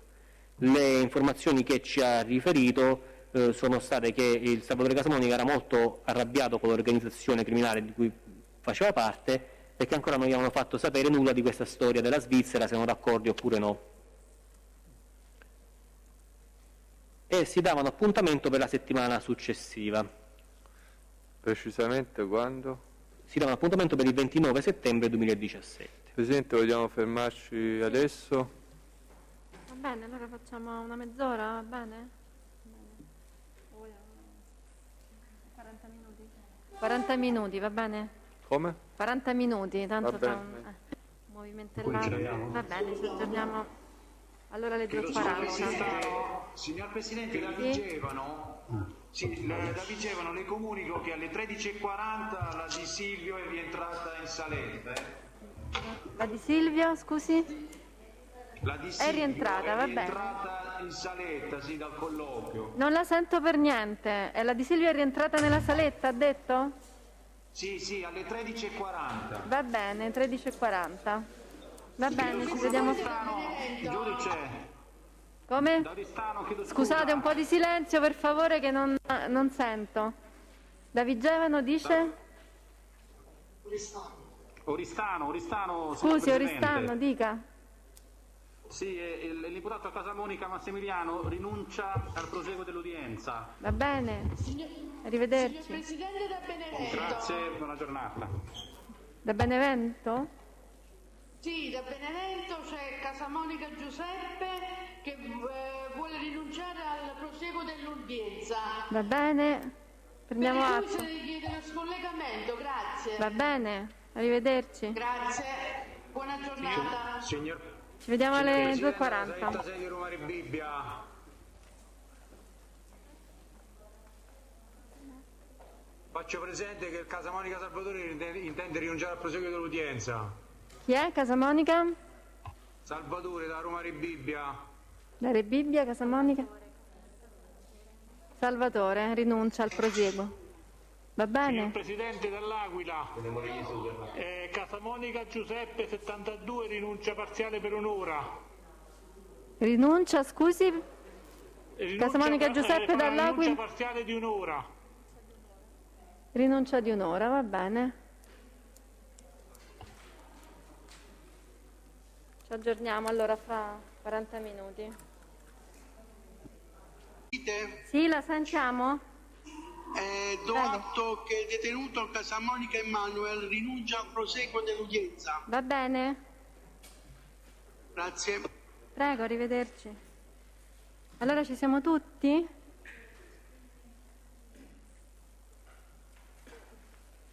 Siamo anche oltre, Presidente, va bene? buongiorno, sono arrivata io, Avvocato avvocato Ippolita Naso, sì. Naso, per Va tutte bene. le posizioni che assisto.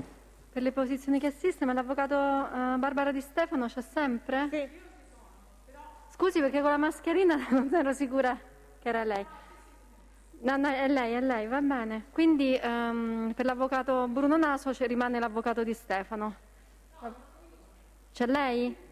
E allora solo per le posizioni in cui c'è solo l'avvocato Di Michele. Va bene, per il cancelliere aveva preso nota. Allora possiamo, c'era il discorso della documentazione, non so se la possiamo già acquisire o gli avvocati ne stanno ancora prendendo visione, la documentazione che intendeva produrre il PM?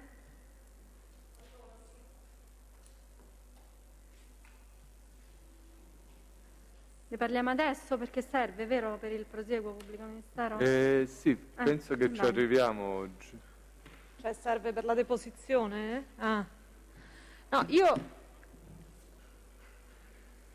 non mi oppongo, Presidente, in relazione alle produzioni dei 3 provvedimenti, delle 3 sentenze indicate in questa nota di produzione che risultano passate in giudicato. Sì, Non ne ho apprezzato, cioè, non si oppone alle 3 non sentenze. so quale sia la rilevanza, ma comunque non mi oppongo.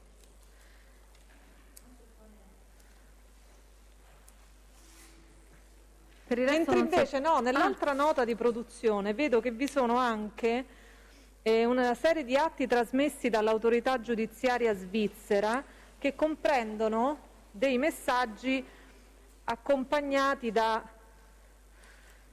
credo che siano poi degli atti di polizia giudiziaria. No, Gli screenshot? Ma gli screenshot hanno poi dei commenti a margine No. che sono scritti in lingua francese. no, sono le note di accompagnamento. Le note d'accompagnamento a firma di chi? Avvocato, non me le ricordo, ce l'ha lei, guardi. No, ce l'ho io, sì, ma immagino sia di polizia giudiziaria. No, sono atti acquisiti con rogatoria, di cui l'autorità giudiziaria elvetica ce li trasmette con documenti ufficiali allegando gli screenshot, non sono annotazioni di polizia giudiziaria. Bene, però allora gli screenshot sono screenshot quindi di telefoni che erano sottoposti a intercettazione telefonica o no? È solamente la fotografia dello screenshot del telefono? Sì, devo anticipare quindi quello che dirà il test, sostanzialmente così ci capiamo. Nel corso dell'incontro avvenuto al Caffè Trussardi di Milano Scusate, non sentiamo però. il 12 febbraio del 2018, come aveva anticipato il test, viene consegnato all'agente sotto copertura svizzero un telefono modello Aquarius che, come ha riferito il test, può comunicare soltanto tramite diciamo chat che non è intercettabile. Noi abbiamo fatto una formale richiesta di rogatoria che riguardava anche la consegna di questo telefono, è comunque un'attività complessa di cui parlerà oggi il test dell'autorità giudiziaria svizzera. Questi messaggi si autodistruggevano, se non sbaglio, entro 10 ore, per cui di volta in volta, d'intesa con l'autorità giudiziaria elvetica con la quale avevamo una rogatoria, è stato richiesto al soggetto che aveva la materiale disponibilità di questo telefono, che era collocato all'interno dell'aeroporto di Sion, proprio per evitare di essere smentiti mediante una eventuale localizzazione, di fare la foto dei messaggi che arrivavano prima che venissero autodistrutti. Ovviamente si tratta, da un punto di vista processuale penale, di un documento, non tecnicamente di una intercettazione che noi comunque avevamo richiesto e che è stata fatta dall'autorità giudiziaria elvetica. Quindi si tratta di documenti acquisiti formalmente con rogatoria internazionale e trasmessi dall'autorità giudiziaria elvetica. Questo è. Quindi di quella documentazione lei chiede l'acquisizione dello screenshot, non delle note d'accompagno, perché sono scritte in lingua francese, quindi non credo che riferirà anche su quello. Ovviamente no, io produco tutto perché sia chiaro che è stato fatto tutto con commissione per rogatoria internazionale, perché noi abbiamo proceduto insomma secondo le regole per attestare la liceità. Ovviamente a me interessa lo screenshot. Però le interessa lo screenshot col messaggio in italiano, perché altrimenti andrebbero tradotte, Presidente Leal, le note, sono tutte in lingua francese. Invece lo screenshot è di messaggi in lingua italiana. Sì, in lingua italiana. Va bene, limitatamente, quindi possiamo precisare che limitatamente alla messaggio. E poi mi oppongo all'acquisizione delle 2 sentenze della Corte di Cassazione, che sono le ultime 2 della nota di produzione, perché sono relative alla fase cautelare di questo procedimento di cui sta parlando il test e non del nostro, cosa che peraltro impedirebbe comunque l'acquisizione. Va bene. Quindi l'Avvocato Naso si oppone all'acquisizione delle ordinanze della Corte di Cassazione relative alla fase cautelare. Ah no, questa pure. Sì, alla fase cautelare e alle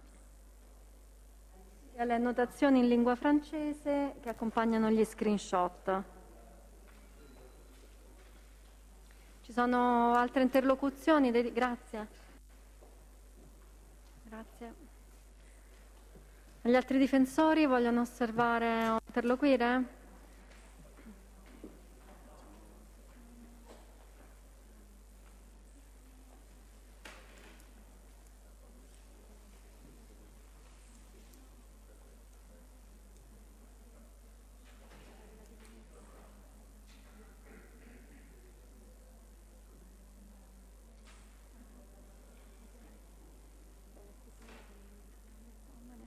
Il Tribunale acquisisce la documentazione prodotta dal PM.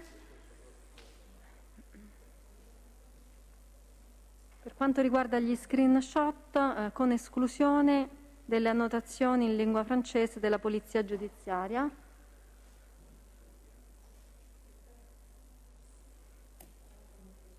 Sì, esclusione delle annotazioni in lingua francese della Polizia Giudiziaria. E con riferimento alle ordinanze cautelari limitatamente al dato processuale, come già abbiamo fatto in altre occasioni. Va bene, allora possiamo riprendere l'escussione del Maggiore Cortese. Sì, allora Maggiore, eravamo arrivati al 29 settembre 2017. Sì. Come stavamo dicendo, il 29 settembre 2017 il francese torna a incontrarsi con Salvatore Casamonica.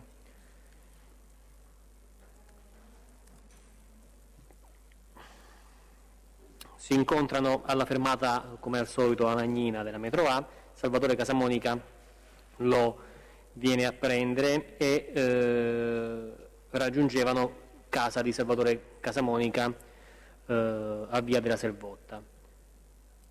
Salvatore Casamonica riferiva sostanzialmente che non aveva ancora notizie da comunicargli e stava aspettando notizie da soggetti che lui definiva la gente, gli amici miei.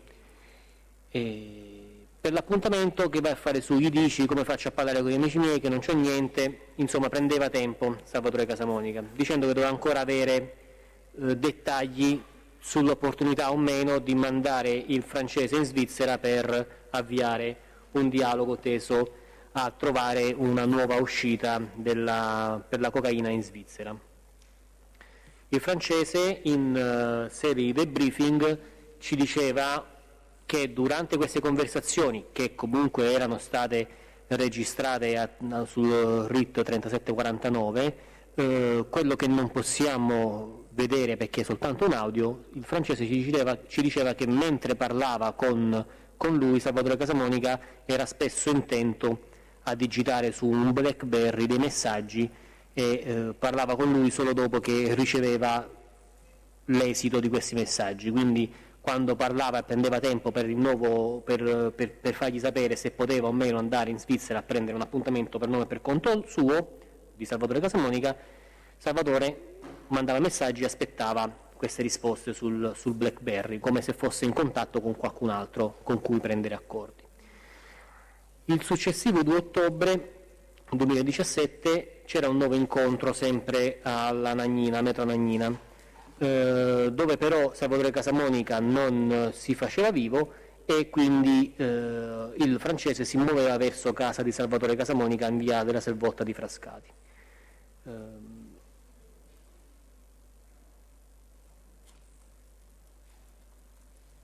Salvatore Casamonica prendeva il francese e unitamente alla moglie e ai suoi figli, cioè insieme alla moglie andava a prendere insieme al francese, la moglie e Salvatore Casamonica, in 3 andavano in macchina a prendere i figli di Salvatore Casamonica a scuola. Durante il tragitto non si parlava di alcunché, soprattutto non si parlava affatto di questo affare, proprio a riprova del fatto che Salvatore Casamonica di fronte a terzi, anche fossero i parenti, non era solito parlare di queste situazioni. Solo successivamente, quando sono rimasti da soli i due, Salvatore Casamonica diceva che domani aveva un appuntamento con alcuni suoi sodali con cui avrebbe parlato dei prezzi e di questa vicenda svizzera. Nel stesso contesto il francese chiedeva se ci fossero novità attorno a un'altra vicenda che nel frattempo si era sviluppata e che vedeva interessato Salvatore Casamonica e Silvano Mandolesi, ovvero la fornitura di un ingente quantitativo di anidride acetica. In particolar modo... Allora, ingente quantitativo di? Anidride acetica. Acetica?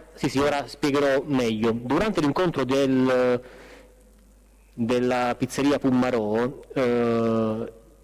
il francese ci aveva riferito che Silvano Mandolesi gli aveva richiesto, visto che lui aveva operato a lungo nel settore dell'eroina con i marsigliesi, gli chiedeva se fosse in grado di acquisire 10.000 litri di anidride acetica. Cos'è l'anidride acetica? L'anidride acetica è un precursore dell'eroina. L'eroina si produce attraverso una procedura di una raffinazione dell'oppio che deve essere fatta attraverso l'utilizzo anche di questa sostanza chimica che si chiama anidride acetica. L'anidride acetica è una sostanza chimica legale, però siccome è un precursore dell'eroina può essere commercializzata e usata soltanto da una serie di operatori che devono essere riconosciuti dal Ministero in Italia, ma questo in tutto il mondo. L'anidride acetica viene utilizzata in tantissimi settori, nella pittura, nella siderurgia, in tutta una serie di settori chimici. Per questo viene sintetizzata e prodotta soprattutto in Germania da una serie di ditte che ne producono enormi quantitativi. Se un privato vuole comprare anidride acetica o è in possesso di anidride acetica e non è giustificato, in Italia viene equiparato a stupefacente perché è un precursore. Quindi è molto complicato per chi non opera in quel settore procurarsi l'anidride acetica. Silvano Mandolesi gli aveva chiesto questa possibilità. Quindi, mentre si sviluppava l'ipotesi investigativa dell'aeroplano, parallelamente noi ci eravamo preoccupati anche di questa eventualmente possibilità di fornire Silvano Mandolesi di questa anidride acetica, anche perché da mediatore in questa vicenda c'era Salvatore Casamonica, che aveva messo in contatto il francese Silvano Mandolesi, e tutte le volte che il francese voleva avere novità circa questa storia chiedeva sempre lumi a Salvatore Casamonica, che in questo caso, come spesso succederà nel proseguio dell'indagine, gli dirà sì, quello lo vediamo giovedì prossimo in questo caso, ma come vedremo successivamente prenderà sempre tempo. Per Salvatore Casamonica era più importante risolvere la vicenda dell'aeroplano, e poi solo dopo successivamente avrebbe, si sarebbe preoccupato della storia relativa all'anidride acetica di cui aveva chiesto Silvano Mandolesi.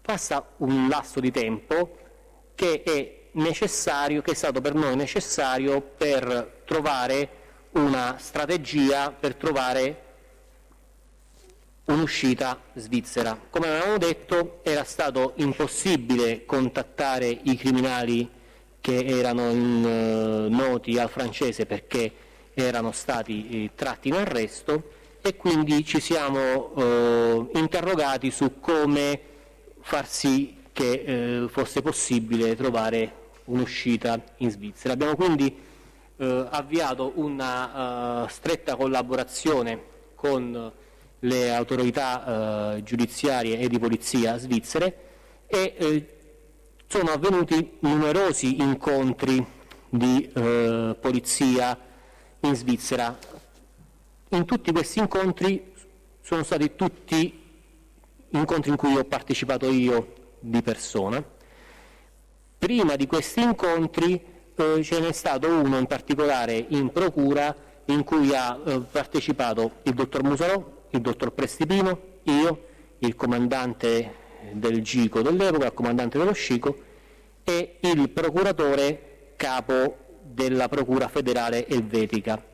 La Svizzera è un paese federale, ha una procura federale che ha competenza, diciamo, per tutta la Svizzera, e non sono tantissimi magistrati numericamente, e il capo di questa procura federale, quindi come posso dire il più alto in grado dei procuratori svizzeri, era venuto qui in Italia per cercare di trovare una strategia utile per le nostre esigenze investigative.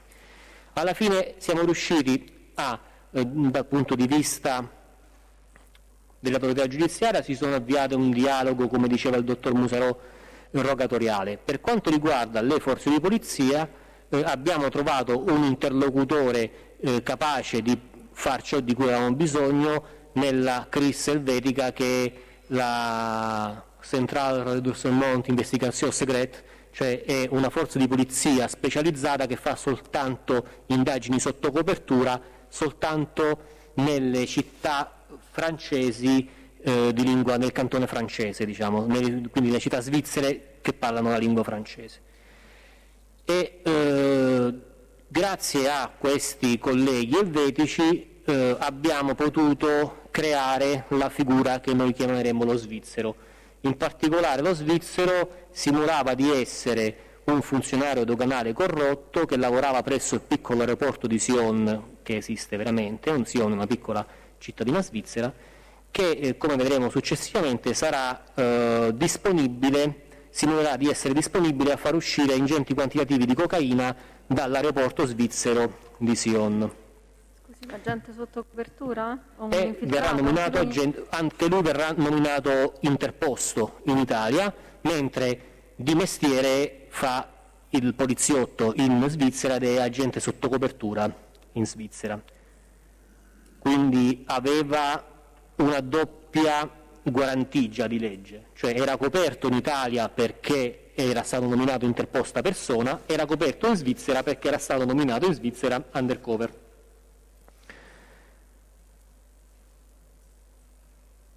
Quindi questo lasso di tempo che passa è stato a noi necessario per trovare la quadratura di questa organizzazione dal punto di vista di base legale e anche operativo-tattica. Arriviamo quindi al 13 novembre e il francese torna a parlare con Salvatore Casamonica e lo va a trovare a casa. I due vanno a un ristorante sito ad Anzio da Vittorio al Porto e parlano di altro senza fare alcun riferimento alla vicenda dell'aeroplano. Poi successivamente il francese diceva di aver avuto finalmente dai suoi contatti in Svizzera l'uomo che era disponibile a far uscire la cocaina da un aeroporto. E i due si davano appuntamento successivamente al successivo 12 dicembre. Il 12 dicembre 2017 il francese incontrava nuovamente Salvatore Casamonica e facevano riferimento un'altra volta all'opportunità, il francese chiedeva di poter incontrare Silvano Mandolesi, insomma, per parlargli di quella vicenda di cui vi ho detto prima, dell'anidride cerica, perché il francese, insomma, sapeva di potersi dire disponibile a fornire all'organizzazione dell'anidride cerica, perché nel frattempo noi avevamo posto in essere parallelamente tutta un'altra serie di complesse situazioni per cui la Direzione Centrale per i Servizi Antidroga si era fatta autorizzare dal Ministero a comprare 600 litri di anidride cerica, li avevamo inseriti dentro un contenitore idoneo e l'avevamo dotato di un GPS perché volevamo capire questa anidride cerica dove sarebbe andata a essere collocata, perché l'anidride cerica, l'utilizzo dell'anidride cerica nel mondo dell'eroina sottintende la presenza di un laboratorio di raffinazione dell'eroina, quindi seguendo poi l'anidride cerica avremmo scoperto dove era il laboratorio di raffinazione e siccome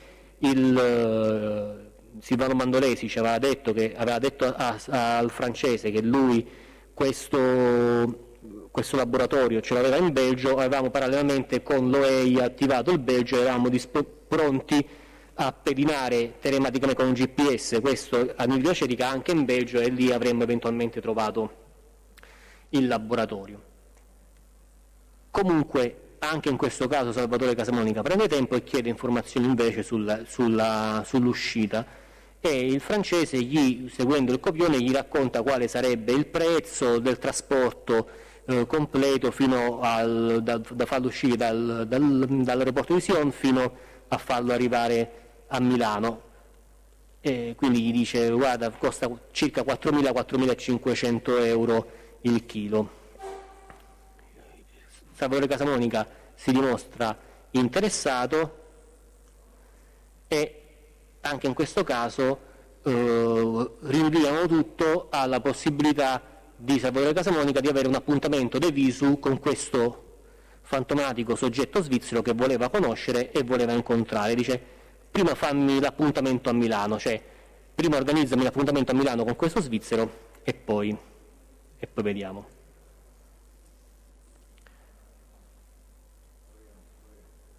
Il 12 dicembre 2017 avveniva un nuovo incontro in cui a Grottaferrata, in un bar che non siamo riusciti a identificare, in cui prendeva parte Petoku Dorian e un tale Massimiliano non meglio identificato. In particolare, Scusi, si incontrano Massimiliano e? Petoku Dorian è un Massimiliano non meglio identificato. Non ho capito il primo nome. Petoku Dorian. Petoku Dorian. Petoku Dorian, sì, uno degli indagati del sempre quello del passaporto, Presidente. Sì. Del permesso di soggiorno. Petoku, sì.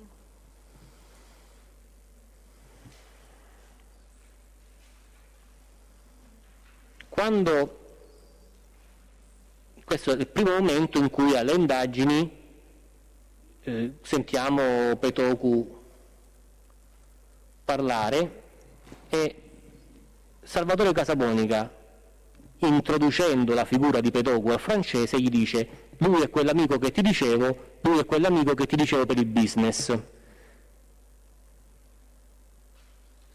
Senta, Maggiore, a questa conversazione, perché all'epoca dell'indagine, cioè della richiesta di misura, l'avevamo missata per non fare discovery, ma dico ormai poi la discovery l'abbiamo fatta.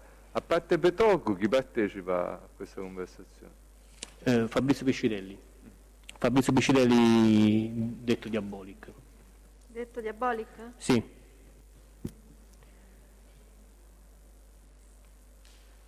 Quindi soprattutto Petòcu è molto interessato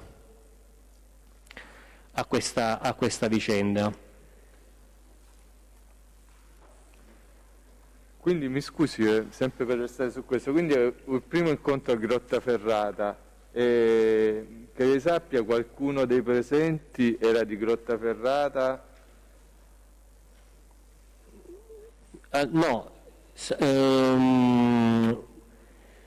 Fabrizio Piscitelli aveva l'obbligo di dimora a Grottaferrata, quindi per Fabrizio Piscitelli era impossibile, o meglio, sarebbe stato possibile, ma avrebbe violato le disposizioni, uscire dal comune di Grottaferrata. Quindi l'incontro avviene lì e facendo avvenire lì l'incontro Piscitelli non è costretto a uscire dal comune di Grottaferrata.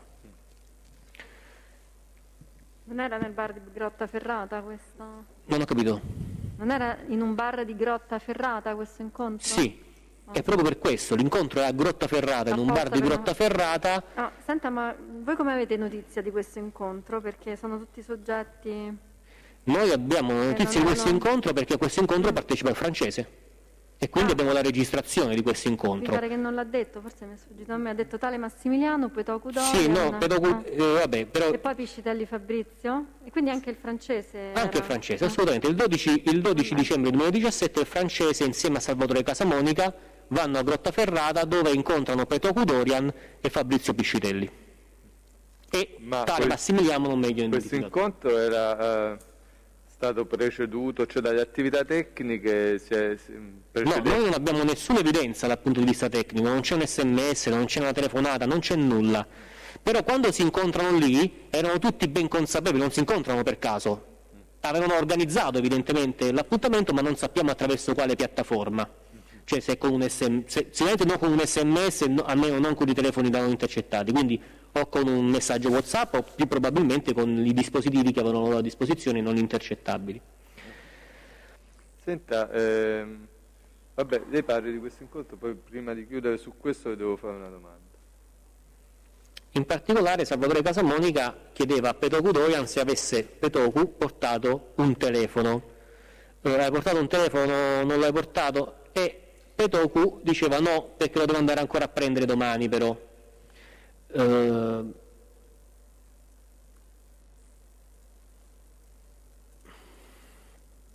E Salvatore iniziava a introdurre il discorso a queste persone, quindi a Petòcu, a Piscitelli, a questo Massimiliano, della possibilità di un'uscita in Svizzera. La conversazione è un po' frastagliata perché riusciamo a intercettare alcune cose, ma come vi ripeto era tutto registrato da un registratore che era nella giacca del francese e quindi alcune cose si sentono, altre no, anche perché in un bar c'è molto rumore di fondo. Quindi quello che riusciamo a intercettare sono frammenti di conversazione nella quale comunque si parla evidentemente della prova del carico e anticipava Salvatore che sarebbe voluto andare su a gennaio 15 o 16, quindi il 15 o 16 gennaio 2018, andare su, non sappiamo se in Svizzera, a Milano, comunque evidentemente per incontrare questo contatto svizzero. E diceva a Petòcu e a Fabrizio Piscitelli andiamo insieme, tanto parliamo, andiamo a parlare subito, a gennaio di sicuro, a gennaio andiamo. Tra le altre cose successivamente precisa, ci pensano tutto loro a Milano con i trolley e quindi Salvatore riferiva a questi suoi amici, diciamo, ciò che aveva acquisito dal francese, quindi diceva che lo stupefacente sarebbe stato possibile prelevarlo a Milano, che queste persone si sarebbero occupate dell'uscita della cocaina e l'avrebbero trasportata fino a Milano.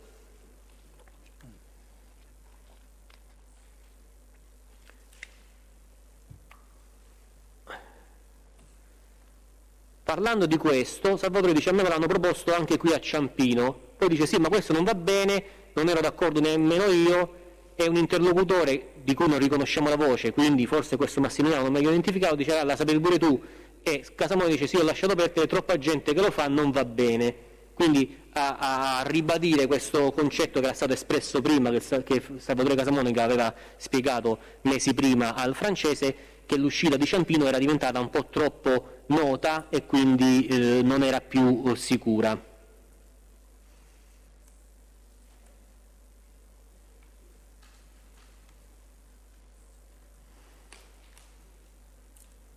Il francese entrava nel discorso e spiegava che questo contatto in Svizzera gli era stato dato dai suoi contatti criminali francesi e che comunque lo svizzero era persona affidabile. Comunque Salvatore Casamonica ribadiva nuovamente che era inutile parlarne troppo, che doveva salire su a parlarci di persona lui, dovevano salire su loro a parlarci e poi solo dopo avrebbero deciso i dettagli del tutto.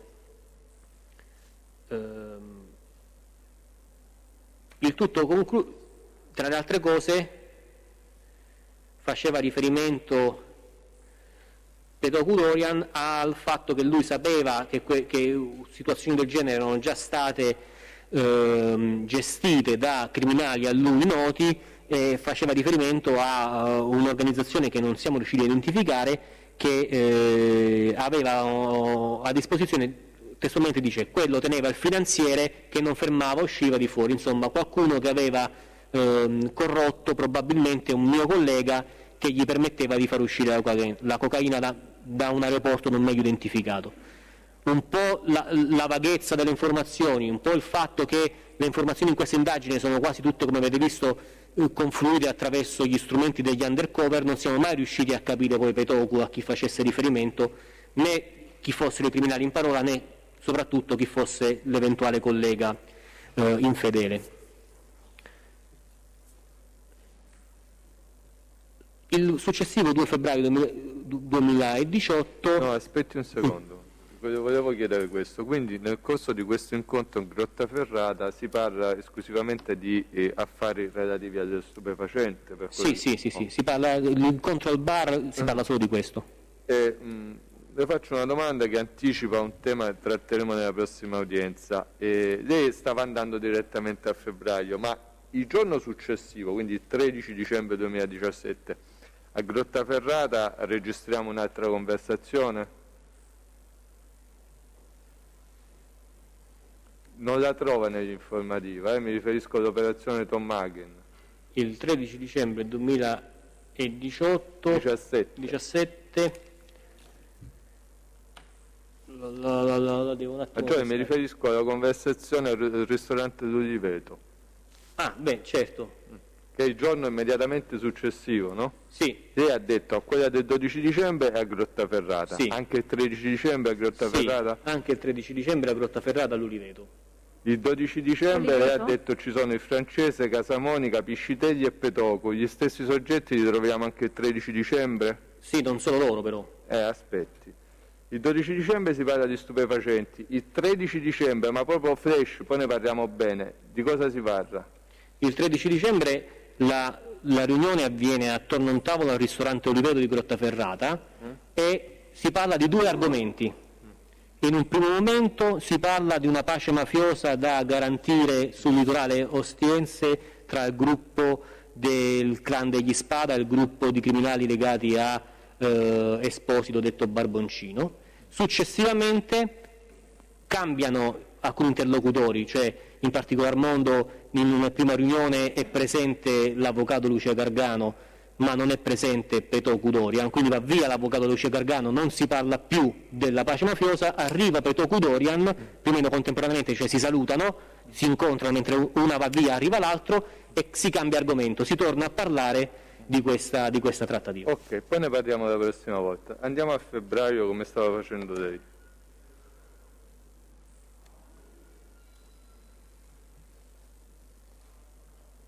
Il 2 febbraio 2018 c'è un nuovo incontro fra il francese e Salvatore Casamonica. In particolare il francese va a casa di Salvatore Casamonica ma non riesce a trovarlo perché in quel giorno la moglie di Salvatore Casamonica Giacomina, gli riferisce che il marito non era in casa, insomma, e lo invitava a tornare più tardi. Ad ogni buon conto non tornava più tardi, ma tornava il giorno successivo il francese a incontrare Salvatore Casamonica, tornava a casa e siccome era trascorso un lungo periodo, perché l'incontro precedente era avvenuto a novembre del 2018, qui si ha a dicembre 2017, mentre ora siamo a febbraio 2018, Salvatore Casamonica si dimostra innervosito nei confronti del francese e gli dice che lo aveva aspettato il 15 gennaio 2018 perché... Quindi siamo al 3 febbraio, scusi? Siamo al 3 febbraio. Salvatore dice: ma io ti aspettavo per il 15 gennaio, ti dice mi hai fatto fare brutta figura, ho fatto salire qui delle persone, c'erano quelli dal Sud America, perché nell'incontro precedente erano rimasti d'accordo che per il 15 gennaio gli avrebbe presentato lo svizzero. In verità questo periodo è stato a noi necessario per organizzare tutto quello di cui stavamo parlando prima, perché per quanto si erano avviati gli accordi, ma erano accordi orali, c'è stato bisogno di tutta una serie di formalizzazioni, nel frattempo c'erano le vacanze di Natale, quindi sia dal punto di vista delle autorità giudiziarie che delle polizie giudiziarie c'è voluto un po' di tempo per organizzare il tutto. Il francese in quell'occasione si giustifica dicendo che ha avuto dei ritardi, dei problemi, che le vacanze di Natale avevano fatto ritardare anche lo svizzero e diceva che comunque aveva preso un appuntamento, che il francese diceva a Salvatore Casamonica, aveva preso un appuntamento con lo svizzero per il 12 febbraio 2018 a Milano. Appreso ciò, Salvatore Casamonica gli diceva: va bene, allora ci vediamo il 5 febbraio e ne parliamo, perché io devo parlare con altre persone prima. Così come d'accordo il 5 febbraio il francese tornava da Salvatore Casamonica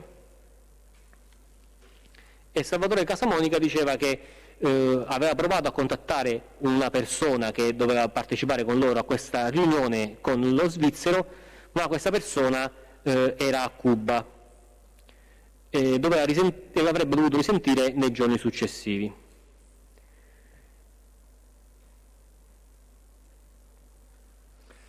Quando parliamo delle conversazioni fra presenti a cui partecipa il francese, il RIT è sempre... 3749/17.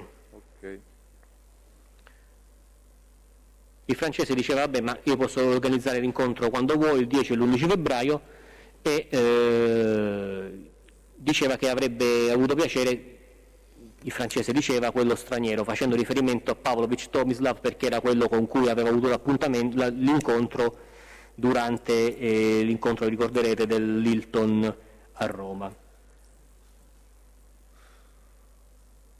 Salvatore Casamonica faceva tutta una serie di domande tese a cercare di capire come il francese avesse avuto il contatto dello svizzero, e il francese, ribadendo ciò che in verità gli aveva già detto in precedenza, ricostruiva la storia che giustificava la sua conoscenza dello svizzero. Come potete vedere, era importante che ci fosse una leggenda solida, credibile e che fosse sempre la stessa, perché spesso durante le indagini più indagati o anche lo stesso indagato facevano al francese la stessa domanda, forse anche per vedere se nel frattempo la risposta variava anche impercettibilmente. Fortunatamente il francese è sempre stato molto presente a se stesso e ha sempre riferito in maniera uniforme le informazioni.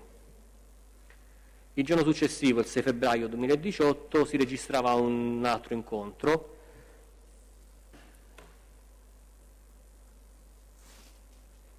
e in questo incontro Salvatore Casamonica chiedeva di incontrarsi il 12 febbraio a Caffè Trussardi di Milano e gli diceva: però guarda, non fare come l'altra volta, non voglio come l'altra volta col pilota americano, non voglio sentir parlare di soldi, quindi quei 3.000 euro che gli aveva dato la volta precedente, ancora in qualche modo li ricordava e non voleva che lo svizzero venisse e pretendesse alcunché.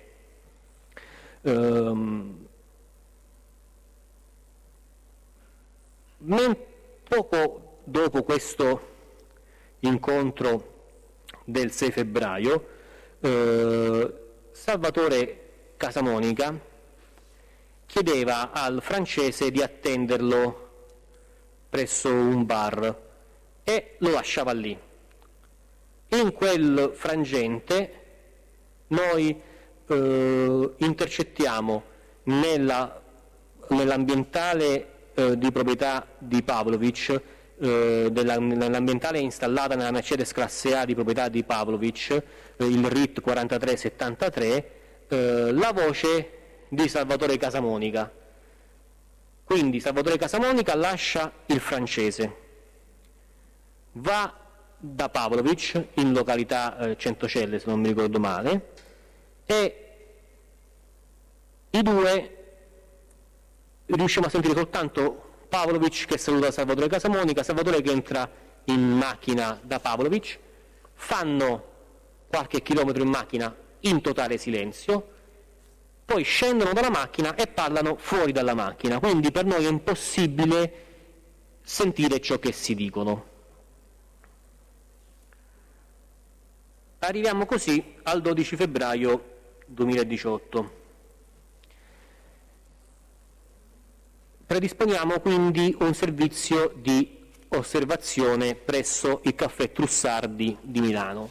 In un primo momento non riusciamo a capire neanche perché fosse stato scelto il Caffè Trussardi di Milano. Scopriamo però che il francese ci dice che il bar lo aveva scelto Salvatore Casamonica. Avevamo quindi, non conoscendo noi Milano, avevamo timore fosse un luogo, come posso dire, vicino oppure controllato dai nostri indagati. Intanto il Caffè Trussardi è di proprietà della famiglia Trussardi. Scopriamo che è di fronte al Teatro della Scala. Ci sembrava un po' strano potesse essere nella sfera di controllo degli uomini vicini a Salvatore Casamonica. Scopriamo che però su Google, se si cerca bar Milano, il primo che esce è Caffè Trussardi, quindi evidentemente aveva fatto una ricerca veloce Salvatore Casamonica, il primo bar che gli veniva in mente è stato Caffè Trussardi.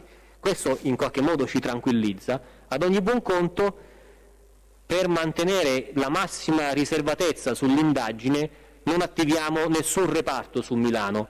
Io organizzo una nutritissima pattuglia e in una ventina di noi prendiamo e partiamo direzione Milano. Sarà una giornata molto complicata perché ci sarà un'enorme nevicata in Italia che blocca i treni e le autostrade e quindi andiamo in grandi difficoltà perché è impossibile raggiungere Milano per le 13, orario dell'appuntamento che Salvatore Casamonica aveva detto al francese che avrebbe voluto con lo svizzero. Lo svizzero arriva puntualissimo a Milano, ma noi siamo in grande ritardo perché i mezzi pubblici non ci permettono di arrivare a Milano. Fortunatamente dall'analisi dei tabulati telefonici dei nostri indagati ci rendiamo conto di un dettaglio interessante, ovvero che il telefono di Salvatore Casamonica, come al solito, aggancia alla cella di casa di Salvatore Casamonica, quindi il telefono rimane là. Ma a un certo punto noi, io e i miei militari, riusciamo a prendere il primo Frecciarossa direzione Milano, che però porta un enorme ritardo. Era un treno che sarebbe dovuto partire alle 7 di mattina, insomma parte tipo verso le 11, 11 e mezza, e avrebbe impiegato moltissimo tempo a arrivare a Milano. Mentre siamo su quel treno, i militari che stavano coprendo la nostra sala intercettazione ci dicono che all'improvviso si accende il telefono di Pavlovic e aggancia la cella di Grosseto. E per come si muove nello spazio, agganciando le varie celle, si capisce che Pavlovic è su un Frecciarossa, perché sta facendo la tratta ferroviaria a una velocità tale per cui si capisce che è un Frecciarossa. Soprattutto si capisce che è il Frecciarossa su cui siamo noi. Quindi noi e Pavlovic eravamo sullo stesso treno. Facendo un controllo del treno scopriamo che insieme a Pavlovic c'è anche Salvatore Casamonica. Quindi eravamo tutti quanti sullo stesso treno. Quando uso il plurale intendo c'ero anche io su quel treno. Arrivati a Milano siamo più veloci noi di loro e arriviamo presto al caffè Trussardi. Eravamo organizzati in maniera tale, andando in trasferta non sapevamo esattamente cosa ci saremmo dovuti aspettare a caffè Trussardi. Era per noi, siccome avevamo la necessità di introdurre un undercover nuovo, cioè lo svizzero, era un momento estremamente delicato dell'indagine e così come è stato per l'americano, così come è stato per il francese all'inizio, era estremamente importante garantire l'incolumità del nuovo undercover. Quindi era importante che noi fossimo il più vicino possibile e potessimo controllare meglio possibile quel luogo. Arriviamo rispetto ai nostri indagati con un certo anticipo perché siamo più veloci a muoverci su Milano, non sapendo cosa ci saremmo trovati di fronte, avevo disposto che i militari alle mie dipendenze fossero vestiti in maniera, diciamo, il più variegato possibile. Avevo militari vestiti male, malissimo e bene. Quando arriviamo lì ci rendiamo conto che il caffè Trussardi è un posto molto elegante. In quel momento, tra le altre cose, c'era Michelle Hunziker seduta a un tavolino. Questo aveva, perché Michelle Hunziker, non so se tuttora lo sia, comunque era la fidanzata del proprietario del caffè Trussardi. E la moglie, vabbè, mi perdoni, c'è stato un coro all'unisono. non è un dato Gli investigato. avvocati danno per dato notorio che sia la moglie. No, neanche io lo sapevo. L'amore fa strani scherzi. Vabbè. Quindi l'avvocato Naso ha fornito il riscontro, insomma, la dichiarazione del testo. La ringrazio, avvocato. Ad ogni buon conto questo è stato un elemento di vantaggio, perché c'erano i paparazzi lì davanti e quelli vestiti male li ho messi in mezzo ai paparazzi e soprattutto potevano stare con le fotocamere perché erano in mezzo ad altre persone con le fotocamere. Dentro non poteva entrare nessuno perché nessuno era vestito sufficientemente bene da entrare tranne me, perché ero in giacca e cravatta e quindi sono entrato io fisicamente dentro il caffè Trussardi e abbiamo monitorato l'incontro. A questo incontro hanno partecipato Tomislav Pavlovic, Petoku Dorian, Salvatore Casamonica, il francese e lo svizzero. In particolar modo, a riscontro e a riprova della loro presenza a Milano, ci veniva incontro il profilo Instagram Quindi, scusi, ci ripete un attimo, Pavlovic erano presenti? Tomislav Pavlovic, Salvatore Casamonica, Petoku Dorian, il francese e lo svizzero. Ma loro pure erano eleganti o avevano avuto problemi all'accesso? Erano vestiti... Facevano una selezione all'accesso o poi di fatto... No, non c'era selezione all'accesso effettivamente e loro non erano vestiti in maniera elegante. Erano vestiti insomma in maniera... Quindi sia lei che altri finanzieri sono potuti entrare? No, sono entrato solo io. È entrato solo lei, va bene. Però fuori c'erano gli altri miei ragazzi. Sì.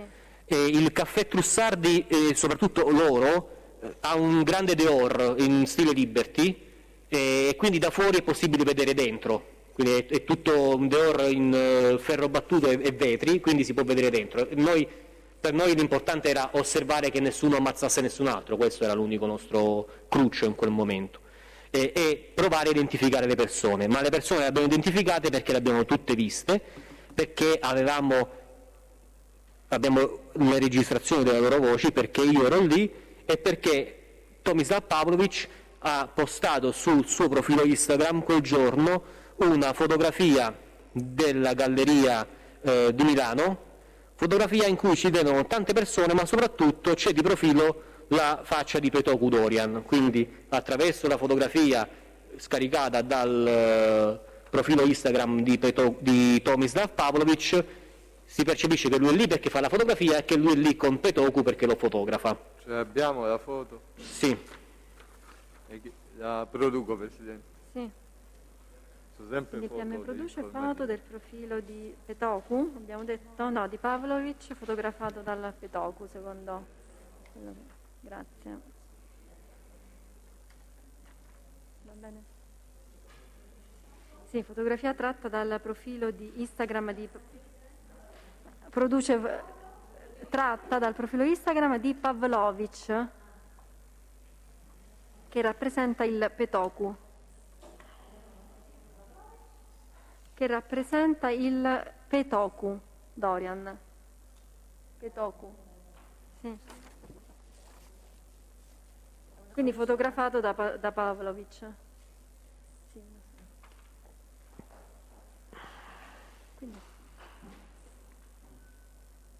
Quindi scusi, il profilo è di Pavlovic. Sì.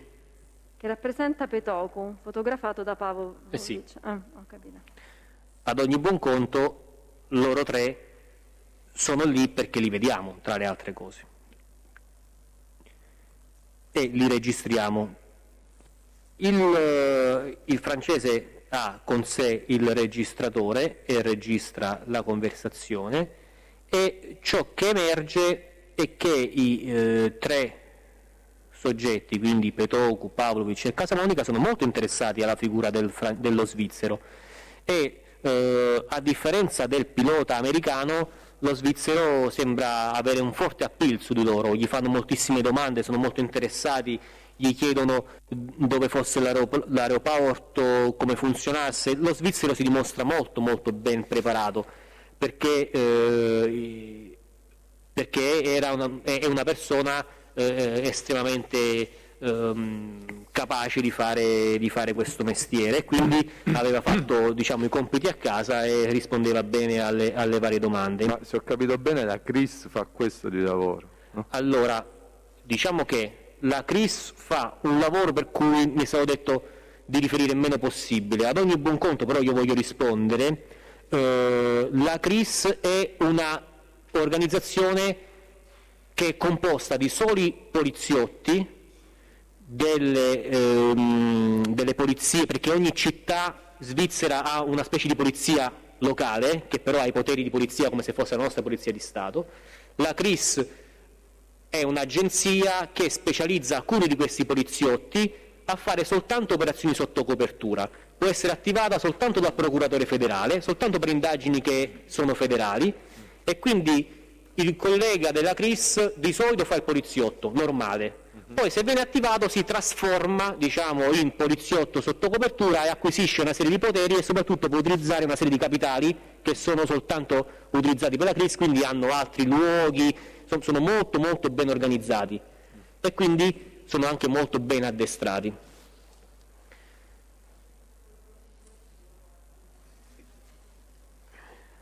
In particolar modo... Perché avete citato la CRIS? Ho perso il collegamento. CRIS vuol dire...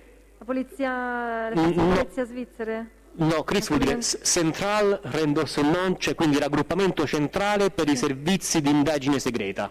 Sì. E fanno soltanto indagini sotto copertura. Quindi lo svizzero, tra virgolette, era è un membro della CRIS. Ho capito. Bene. E quindi quando parliamo dello svizzero parliamo di una persona straordinariamente addestrata, diciamo, no?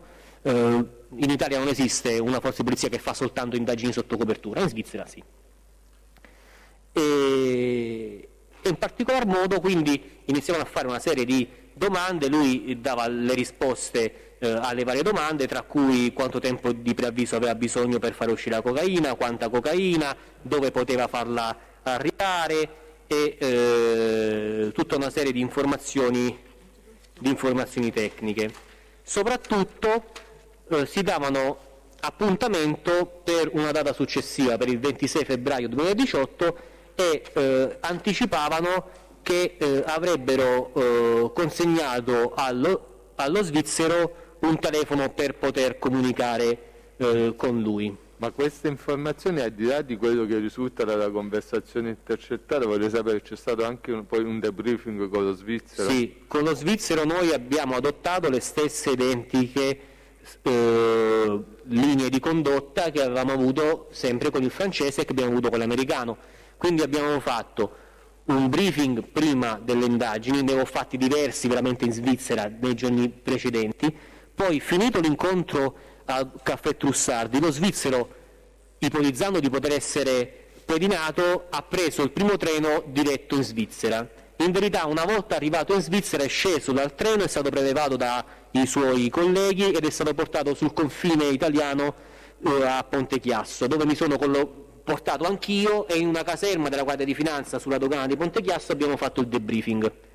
Quindi queste informazioni le abbiamo acquisite. Atto in un'annotazione. Ne diamo atto in un'annotazione, una relazione di servizio, un'annotazione in cui c'è il debriefing da parte dello svizzero.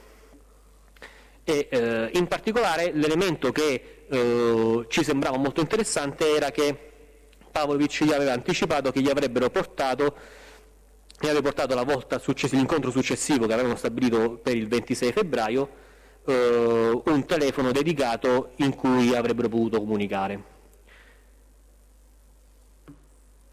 Ok, quindi questo è il 12 febbraio, appuntamento al 26 febbraio sempre al Caffè Trussardi?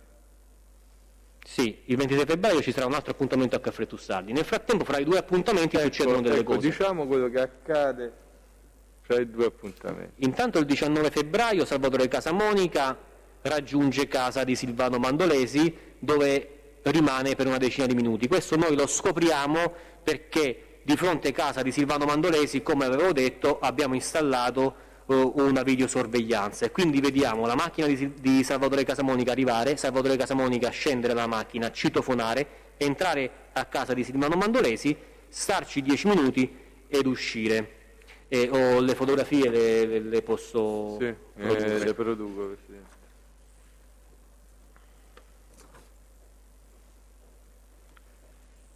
Quindi il pubblico ministero produce fotogrammi estrapolati grazie dalle immagini di videosorveglianza la casa di Casamonica Salvatore. Quindi c'è febbraio 18.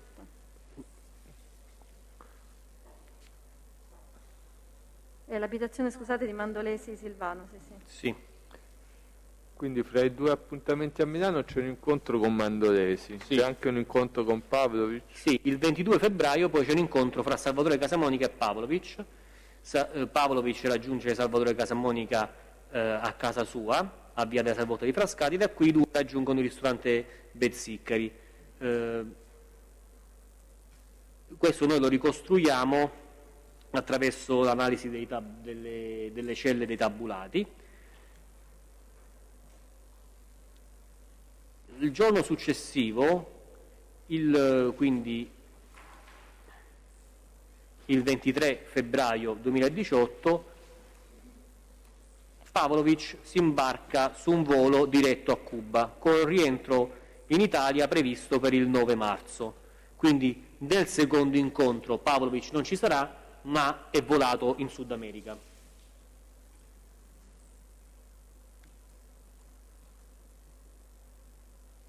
In data 26 febbraio, mentre Pavlovic è a Cuba, da cui poi con la ricostruzione dei biglietti aerei scopriamo che raggiungerà San Paolo del Brasile, Casamonica Salvatore e il francese tornano a incontrare lo svizzero a Caffè Trussardi a Milano.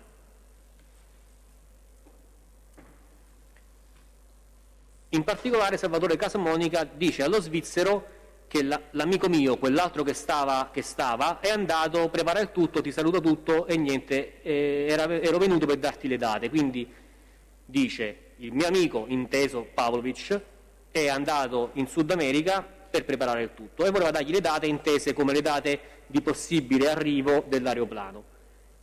In questi due incontri quello che scopriamo è che, e lo scopriamo negli incontri di Milano, perché non avevamo avuto nessuna evidenza, è che non c'è più il problema dell'aeroplano e del pilota. Cioè noi all'inizio il francese aveva l'incarico di trovare un pilota e un aeroplano. Ora non gli serve più un pilota e un aeroplano all'organizzazione criminale, lo hanno trovato loro, ce lo hanno.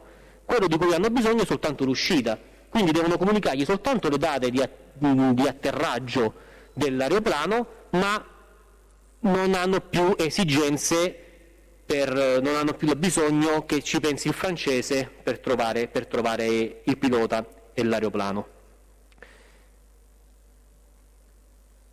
In particolare Salvatore Casamonica diceva che quel quantitativo quantificabile di cocaina che poteva portare l'aeroplano per ogni viaggio oscillava fra la mezza tonnellata e una tonnellata per volta, quindi fra 500 kg e 1000 kg a volta.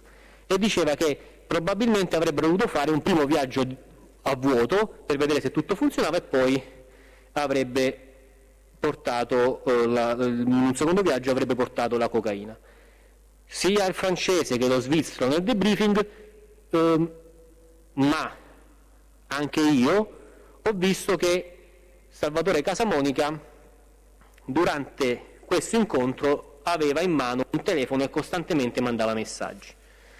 Dico anche io perché anche questa volta ero la persona più vicina ai tre soggetti, tant'è che la fotografia che è nella nostra CNR che produrrei l'ho fatta fisicamente io col mio telefono. E io sono seduto a un tavolino, quindi qui potete anche vedere quando vi dicevo il Deor con le finestre e si può vedere da fuori la strada. Il PM produce fotografia scattata dalla... Quindi mentre io leggevo... Cortese, scusi un attimo, è al Caffè Trussardi il 26 febbraio 18. Dove si vede Casamonica Salvatore e poi il francese e lo svizzero. Anche in questo caso le facce del francese e lo svizzero sono state chiaramente omissate. Sì.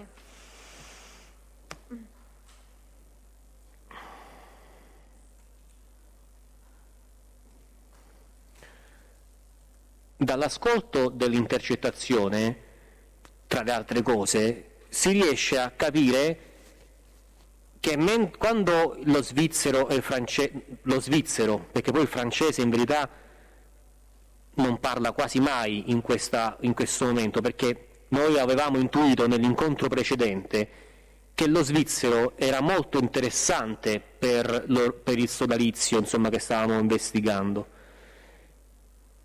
mentre il francese è sempre stato un po' indigesto a tutti quanti. Il francese era vicino a Salvatore Casamonica, ma gli altri lo digerivano male. Quindi abbiamo dato disposizione al francese di defilarsi un pochettino, anche farsi scavalcare eventualmente, anche perché siccome nell'incontro prima avevamo detto che avrebbero dato un telefono allo svizzero, era chiaro che se l'organizzazione criminale poteva parlare direttamente allo svizzero bypassando il francese sarebbe stato fatto, tra virgolette, fuori dall'affare. Questo al francese in un'ottica criminale sarebbe stato sconveniente, ma a noi investigativamente era molto più conveniente, perché facevo fuori finalmente dall'indagine il francese, che di fatto è stato un bravissimo soldatino ma non era addestrato come un undercover, e mettevo dentro invece un giocatore addestrato a fare ciò che doveva fare, che era lo svizzero. Quindi per me era un cambio vantaggioso dal punto di vista investigativo.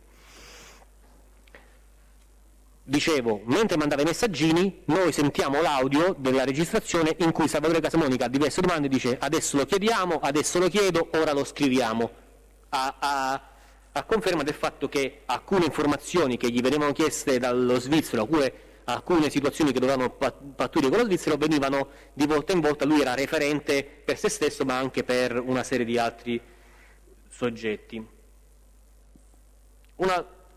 Un'altra volta ribadiva che il primo viaggio sarebbe stato a vuoto e poi sarebbe stato carico, e poi soprattutto diceva una frase molto importante, diceva ti vorremmo chiedere un'altra cosa, se ti spiego il perché, allora devi cercare di farci questa cortesia col fatto che l'altro aeroporto ci ha chiesto un minimo di 500 da fare, noi stiamo spendendo 4,5 milioni di euro, calcola. Sì. Così. Grazie. Hai ascoltato questa conversazione? Sì, affermativo. Mi conferma che dicono noi stiamo spendendo 4,5 milioni di euro? 4 milioni e mezzo, calcola. perché il perito vedo che ha scritto noi stiamo attendendo all'altro 4 milioni di euro. No, è spendendo. Va bene, poi insomma il Tribunale provvederà eventualmente ad ascoltarla direttamente. Devo dire che anche forse attendendo 4,5, insomma il significato può spostarsi, però ecco, comunque io sono sicuro abbia detto spendendo. La Ecco. conversazione è sempre del 26 febbraio 18, ascoltata rispetto al microfono che aveva il francese? Sì, il microfono era francese, un altro microfono comunque l'aveva anche lo svizzero. Tra le altre cose, il microfono che aveva il francese è un microfono di tecnologia svizzera, quindi praticamente gli svizzeri usano gli stessi microfoni nostri, quindi poi alla fine anche i francesi hanno registrato le conversazioni attraverso uno strumento molto simile a quello che avevamo noi. Ma è una di quelle, chiedo scusa, che il perito deve riascoltare, questa? No, quella insomma su cui avevo chiesto il riascolto in questo procedimento è quella del 13 dicembre di cui parleremo la prossima volta. Non è questa? No, non è questa. Questa vicenda dei 4 milioni e mezzo di euro era legata a un altro concetto. Lui diceva ci devi fare una cortesia, 4 milioni e mezzo di euro stiamo spendendo, ci dovresti dare qualche giorno di tempo, al momento che ci arriva il tutto ovviamente ti tieni garanzia un po' di materiale, cioè ti tieni garanzia parte della cocaina. In verità lo svizzero, che non deve fare la parte del criminale, perché lo svizzero è un funzionario doganale, i criminali possono ragionare che si possono tenere la cocaina in garanzia, non un funzionario doganale che si tiene, non so, 100 kg di cocaina a casa come garanzia, e quindi si dimostrava assolutamente scettico sulla cosa, dice casomai mi paghi dopo, ma comunque io la cocaina non me la tengo lì, proprio a, come posso dire, confermare e a rendere credibile la sua figura. Signor Presidente, ci scusi, da Vigevano le comunico che noi sentiamo ma non vi vediamo più. Allora cerchiamo di ripristinare anche l'audio, non so bene che problema il video, scusate, sì. Non so se possiamo... Adesso verifichiamo. Allora un momento, aspetti un attimo, per favore, Maggiore.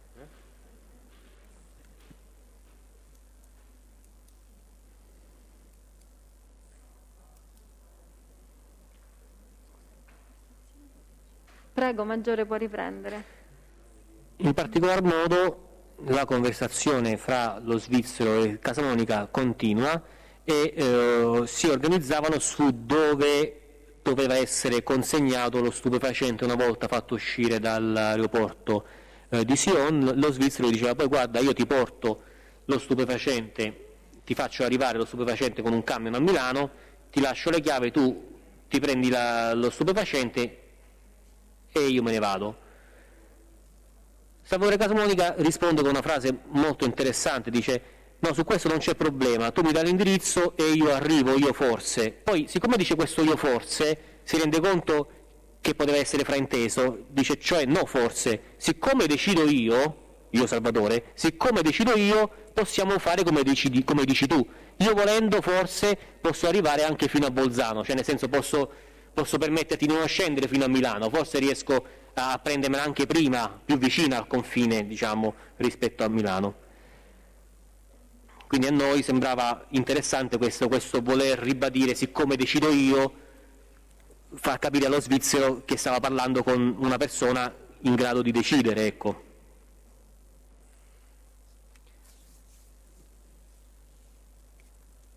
A questo punto iniziava lo svizzero a dare una serie di date possibili per far arrivare lo stupefacente, perché lo svizzero spiegava a Salvatore Casamonica che non sempre poteva far uscire lo stupefacente, che aveva bisogno di un certo anticipo, perché lui aveva bisogno di quella che definiva la sua squadra, cioè evidentemente per far uscire lo stupefacente davanti a un aeroporto non basta semplicemente avere un funzionario doganale corrotto, ma quel funzionario doganale deve avere anche a disposizione i suoi uomini di fiducia, che forse non sono tutti, e quindi con questa scusa noi davamo alcune date e non altre per cercare di convogliare l'eventuale arrivo dell'aeroplano in date che per gli svizzeri erano più utili rispetto ad altri, più comode rispetto ad altri per i turni di servizio loro, per tutta una serie di problematiche operative loro.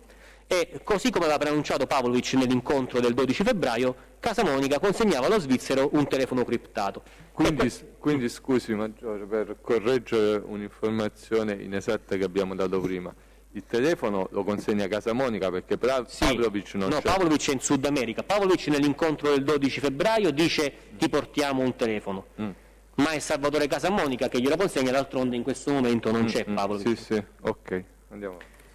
E gli consegna questo telefono, che è un Aquarius di cui abbiamo già parlato abbondantemente prima, e Salvatore Casamonica spiega che tipo di telefono gli sta consegnando e gli dice: io ti ho portato uno di questi telefoni che sono criptati, nessuno può entrare nel nostro sistema perché è a uso militare, usa questa espressione per definirlo, insomma, un telefono a uso militare.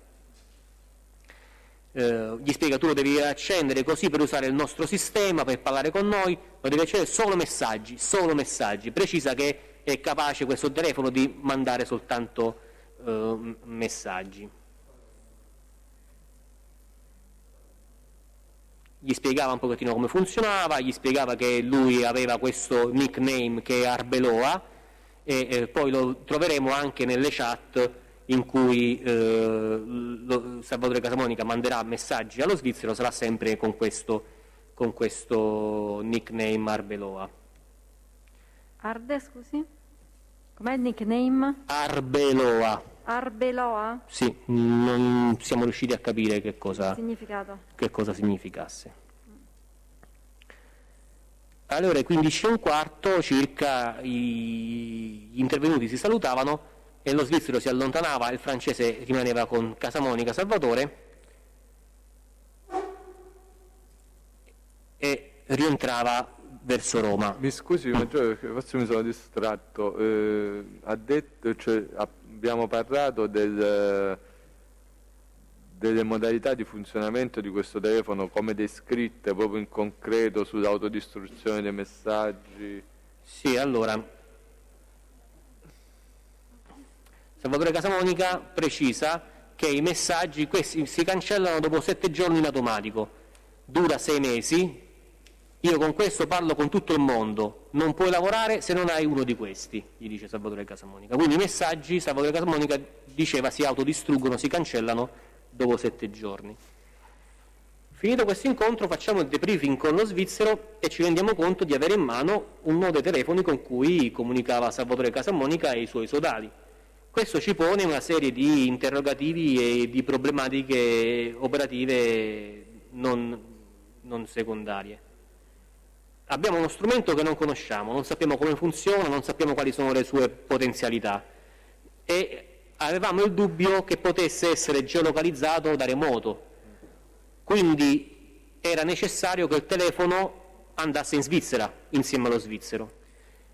Quindi a malincuore lo lasciamo agli svizzeri e lo svizzero lo porta fisicamente dentro l'aeroporto di Sion, perché all'interno dell'aeroporto di Sion, che chiaramente esiste, gli svizzeri si sono fatti dare un ufficio e lo mette dentro un cassetto dell'aeroporto di Sion, chiuso a chiave, la stanza chiusa a chiave. Soltanto l'undercover svizzero lo andrà a prendere ciclicamente, ma il telefono rimarrà sempre lì. Il motivo è sempre lo stesso, cioè per una eventuale geolocalizzazione da remoto? Non ho capito, dottore, mi perdoni. Il motivo per il quale non solo glielo lasciate, ma lo porta proprio nella... Certo, lo portiamo proprio dentro l'aeroporto di Sion affinché, se fosse possibile per i sodali geolocalizzarlo da remoto, restituirebbe come risposta aeroporto di Sion. E quindi lo lasciamo dentro l'aeroporto di Sion e rimarrà per tutto il periodo di indagine dentro l'aeroporto di Sion. E siccome i messaggi si autodistruggono, la strategia che noi adotteremo sarà quella di fisicamente fotografare lo schermo del monitor, perché intanto non sapevamo se potesse fare o meno degli screenshot quel telefono, ma poi anche in quel caso non sapevamo se avessimo fatto uno screenshot, se avesse mandato un alert, attenzione, stanno facendo uno screenshot della conversazione. Quindi per evitare tutto questo l'unica strategia che ci è venuta in mente è stata quella un po' primordiale di fisicamente con una macchina fotografica fotografare il monitor del telefono e lasciare la fotografia come documento dell'avvenuta conversazione. Ma veniva monitorato in continuazione questo telefono? No, veniva monitorato ciclicamente, una volta al giorno, una volta ogni 2 giorni, dipendeva anche dalla frequenza dei messaggi, di volta in volta, insomma, Secondo quello che vi aspettavate voi dalle indagini? da quello che ci aspettavamo noi, da quello che si aspettavano loro, diciamo che da questo momento in poi gran parte delle informazioni saranno sulla direttrice Casamonica svizzero, Sì. più che dagli altri elementi investigativi. Ma lo svizzero come comunicava se il telefono era chiuso nell'ufficio? Comunicava con Il chi? soggetto svizzero? Sì. Come Rispondeva col telefono, andava nel suo ufficetto di Sion e rispondeva a Salvatore Casamonica. Continuava ad avere la disponibilità del telefono Sì, nell'ufficio lui aveva la disponibilità sia dell'aeroporto? dell'ufficio di Sion, sia del cassetto dell'ufficio di Sion, sia del telefono. Aveva disponibilità di tutto. Ok, va bene. Però ecco, quando comunicava da dentro all'aeroporto proprio come se fosse un funzionario doganale, insomma. Senta, ma questo telefono consegnato allo svizzero era un telefono, come era, nuovo, usato? Era completamente nuovo, tant'è che aveva ancora la plastica, quella di protezione sul vetro davanti. Cioè, quindi è come uno dei 2 sequestrati poi a Paolo? Esattamente nelle stesse condizioni in cui troveremo uno dei 2 telefoni sequestrati a Pavlovic. Ok. Aveva ancora le pellicole protettive. Senta, in questa occasione fate il debriefing di nuovo con lo svizzero?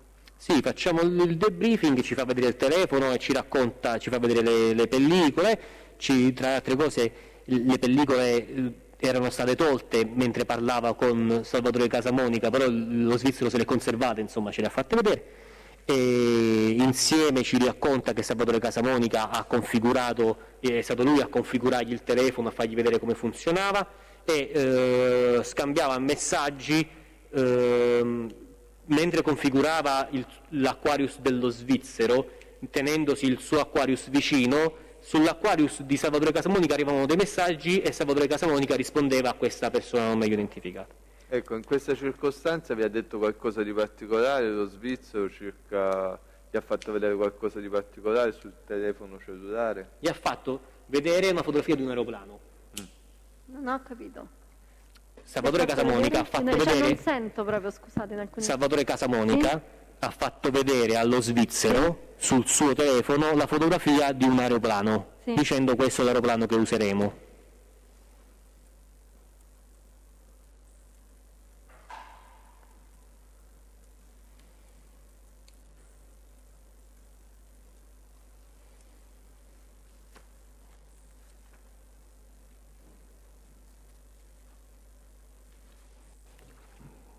Casamonica gli faceva vedere poi, tra le altre cose, per provare se funzionava il tutto, Casamonica mandava un messaggio, usava il telefono dello svizzero e mandava un messaggio a se stesso e faceva vedere allo svizzero che era stato registrato sul suo telefono, sul telefono di Salvatore Casamonica, con il nominativo di aeroporto di Sion. Quindi per fargli vedere, vedi, funziona, ci stiamo scrivendo. Senta, avete verificato in quel momento dove si trovasse Pavlovic? Lei ha detto che aveva preso un aereo per Cuba. Sì, allora, Pavlovic aveva preso un aereo per Cuba. Abbiamo evidenze di questo anche dal profilo Instagram di Pavlovic, il quale ci posta delle fotografie di Cuba in quel periodo. Sì. E poi successivamente di San Paolo del Brasile. Allora, chiedo la Riproduce? posizione anche di questo. Sì. Quindi il pubblico ministero produce fotografie di Cuba e San Paolo del Brasile tratte dal profilo Instagram di Pavlovic. Mi pare che ci siano anche di Rio de Janeiro, no? Maggiore. Sì. E Rio de Janeiro? E Rio de Janeiro sì, perché c'è la fotografia di Pavlovic sotto il Cristo Corcovado e si vede anche il lungomare di Rio de Janeiro, quindi ha fatto queste tappe.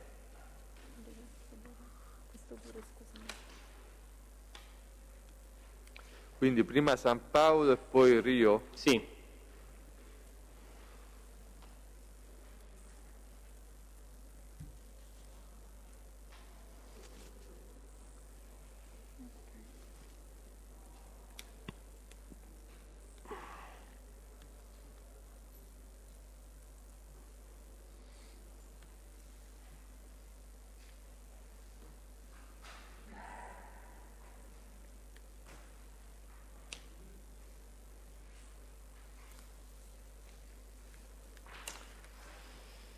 Senta, ma poi questo telefono è stato utilizzato effettivamente per le comunicazioni Sì. fra i due, abbiamo riscontri in questo senso? Sì, no, certamente. Abbiamo tutta una serie di riscontri, sia che poi sono dal punto di vista di polizia giudiziaria, di autorità giudiziaria, sono state acquisite con rogatoria, però per portare avanti le indagini l'undercover svizzero ci comunicava, ci trasmetteva in diretta le fotografie dei messaggi che arrivavano affinché noi potessimo coordinare le attività dall'Italia.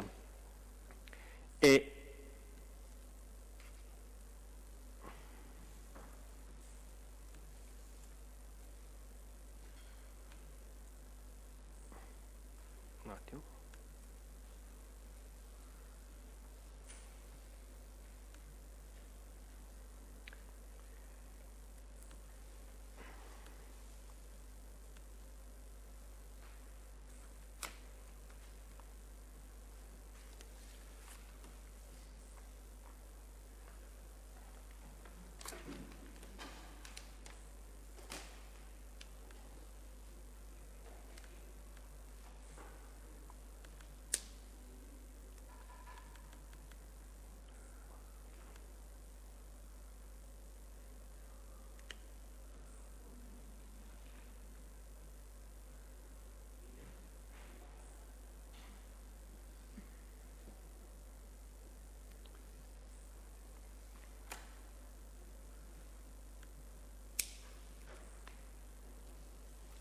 In particolar modo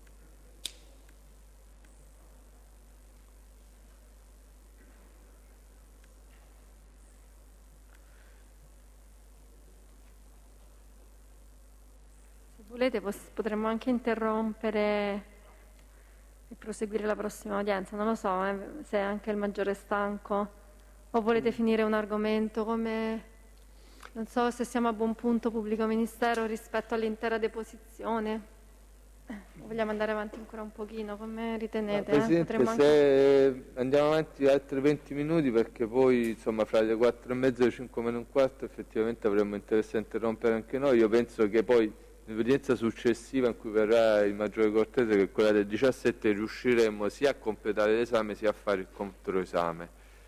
Se chiudiamo prima poi non lo so. Va bene, allora no, perché abbiamo anche il collega dalla riserva che poverino, però se pensa che è per contenere in due udienze, quindi riusciamo a liberare il maggiore, e allora andiamo avanti. Dipende pure dalla durata del controesame, io spero di sì. Va bene, se ce la fa allora altri no, 20 sicuramente minuti ce la andiamo faccio. avanti. Okay. Ora, Signor Presidente, da Messina, l'imputata Casamonica Giovannina rinuncia a proseguo dell'udienza. Va bene, arrivederci. Ok, grazie, buon lavoro. Grazie. Il dottore Lei mi ha chiesto se poi era stato utilizzato nelle fasi successive questo telefono. In verità un primo messaggio Salvatore Casamonica glielo manda subito allo svizzero, mentre lo svizzero è ancora sul treno che da Milano lo portava in Svizzera. E in questo messaggio, che lo svizzero ci fa vedere durante il debriefing avvenuto sul confine italo-svizzero, Salvatore Casamonica gli dice che si sarebbero sentiti il successivo venerdì, il 2 marzo 2018, e che per quella data gli avrebbe fatto sapere le date quando sarebbe potuto atterrare l'aeroplano carico di cocaina. Il successivo 21 e 22 marzo Signor Maggiore, tornavano... mi scusi, signor Presidente, chiamo da Lecce. Il detenuto Spada Ottavio intende rinunciare all'udienza. Va bene, arrivederci. Grazie, arrivederci, scusate ancora. Quindi dice la data, scusi, 21 marzo? Sì, no, diceva che gli avrebbe fornito le date entro il 2 marzo. Sì. In verità non arrivano messaggi e si risentono successivamente il 21 e il 22 marzo e tornavano a sentirsi su questo telefono con la messaggistica e Salvatore Il 31, Casamonica scusi, il 31 e il 2 il marzo? 21 e 22 marzo 2018. 21 e 22 marzo, sì. E Salvatore Casamonica riferiva di aver bisogno ancora di qualche settimana per poter consentire all'organizzazione di organizzare il tutto, e gli diceva ci sentiamo nella fine del marzo 2018. Siccome però erano incombenti le vacanze pasquali nel 2018, lo svizzero rispondeva che ormai erano vicine le vacanze e quindi si sarebbe dovuto rinviare tutto a più presto, al 9-11 aprile, se non più tardi, 2018. Il 5 aprile 2018 lo svizzero e Casamonica tornavano a sentirsi nuovamente e Casamonica, dopo essersi scusato per non aver risposto in ritardo ai messaggi dell'altra volta, riferiva di essere in attesa del rientro di un suo amico che sarebbe tornato il 10 aprile 2018. Si evidenzia come il 4 aprile 2018 fosse partito diretto in Turchia Pavlović Tomislav. Abbiamo evidenza di questo perché abbiamo le liste di volo e un po' come al solito abbiamo riscontro dal profilo Instagram di Pavlović che ci posta le fotografie di lui a Istanbul e quindi ci dà riscontro della sua trasferta. Ci produce la fotografia pubblico ministero? Che Sì. mi produce fotografia tratta dal profilo Instagram di Pavlović relativa alla Turchia. Grazie mille. Si sgranchisce anche un attimo. Va bene. E profilo Instagram di Pavlović alla Turchia. No. Ambienti della Turchia.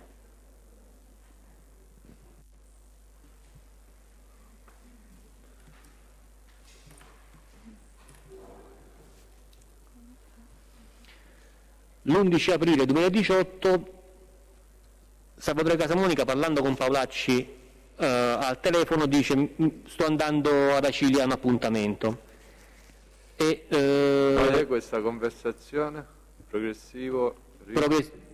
progressivo 218391 intercettato l'11 aprile 2018 sul RIT 1424, l'utenza in uso a Salvatore Casamonica. Parlando con Paolacci, intende Paolacci Armando? Paolacci Armando, certo. Analizzando i dati del tracciamento, cioè quindi le celle che agganciava l'utenza in uso a Salvatore Casamonica, quella intercettata al RIT 1424, era possibile rilevare come avesse agganciato alle 10.34 la cella che copre casa di Petòcu, quella che copre le terrazze del Presidente, che in quel momento agganciavano anche le utenze in uso a Petòcu Dorian. Alle 15.30 dello stesso 11 aprile lo svizzero contattava Salvatore Casamonica, il quale diceva di aver parlato con un suo amico e che gli diceva che aveva bisogno prendeva ancora tempo per l'organizzazione. Diceva quando ha parlato col suo amico? Ho parlato ieri, Okay. quindi l'11 diceva di aver parlato il 10.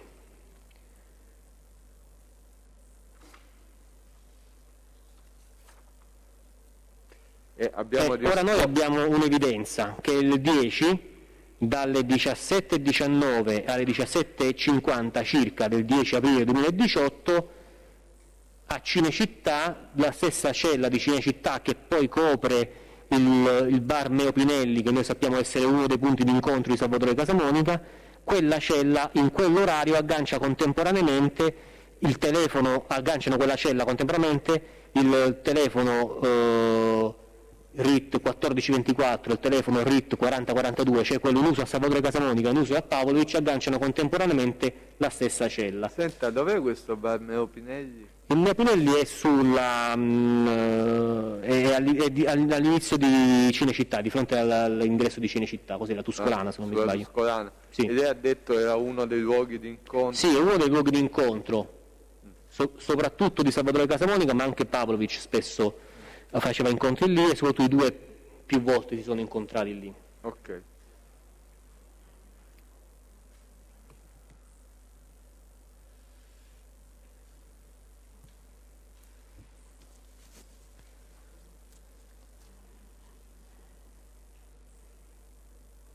Un altro incontro tra Pavlovic e Casamonica avviene il 14 aprile 2018.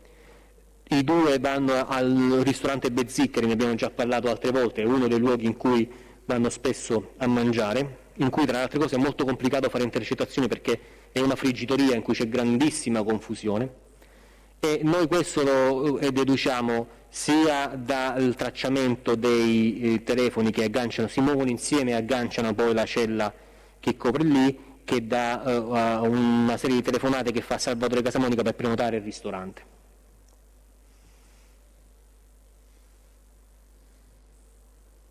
Ma c'è una conversazione intercettata oltre alle celle che agganciano? Sì, ci sono il tracciamento delle celle.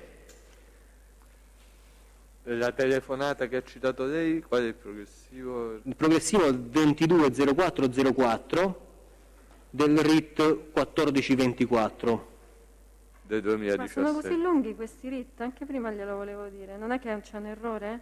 Come?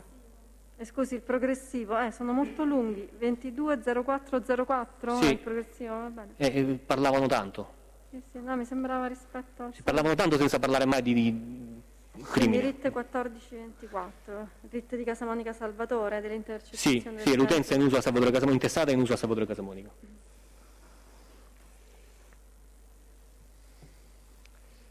Anche perché questo è un traffico generato in fin dei conti in 2 anni, non in 50 anni, quindi insomma sono molti progressivi.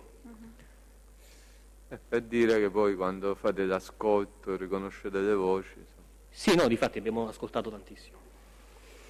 Senta, ma viaggio in Svizzera di Pavlovic, 18 aprile 2018. Noi a un certo punto registriamo questo episodio che ci allarma tantissimo, ovvero alle 7:36 della mattina vediamo che la cella di Pavlovic si muove lungo le celle radiobase dislocate lungo la rotta ferroviaria che collegano Roma con Milano, e quindi stava salendo verso nord. E non avevamo nessuna evidenza del perché si stesse muovendo verso Milano, ma fino a qui non era nulla di allarmante. Ciò che ci allarma è che alle 10:20 l'utenza di Tomislav Pavlovic veniva localizzata alla stazione di Milano e poi alle 12:35 veniva localizzata sul confine italo-svizzero, quindi Pavlovic stava andando in Svizzera, o meglio, è andato in Svizzera. Questo ci allarma enormemente perché c'erano stati i contatti con lo svizzero, non capivamo cosa stesse succedendo e perché Pavlovic stesse andando in Svizzera, quindi allertiamo gli svizzeri che si allarmano moltissimo, mettono un dispositivo di sicurezza intorno all'aeroporto di Sion, fanno correre velocissimo l'undercover che non lavora a Sion verso Sion affinché se apparisse all'improvviso, fosse apparso all'improvviso Pavlovic si facesse trovare dentro l'aeroporto, tutta una serie di precauzioni perché non avevamo nessuna evidenza di tutto questo. Quindi alle 12:35 lascia il confine italiano, ma poi lo riagganciamo alle 16:31 un'altra volta sul confine italiano di rientro, quindi è stato in Svizzera sulla tratta del treno per pochissimo tempo. L'unico luogo che si può raggiungere in quello spazio-tempo col treno è Lugano, e vuol dire però che tra le altre cose a Lugano c'era stato massimo una mezz'oretta, 3/4 d'ora, e poi coincideva con il treno successivo per il rientro verso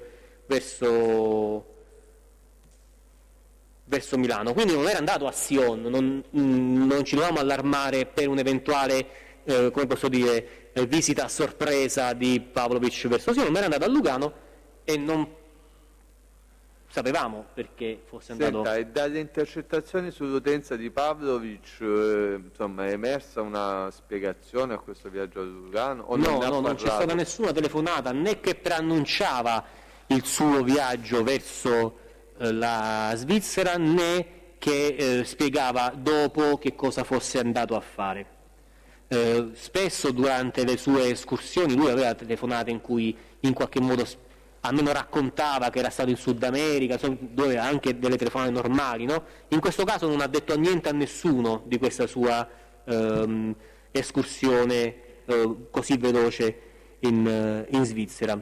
Però il successivo 19 aprile 2018 Casamonica mandava dei messaggi all'undercover svizzero e in particolare diceva che il loro aereo sarebbe partito da Zurigo per il Brasile e poi sarebbe tornato a Sion.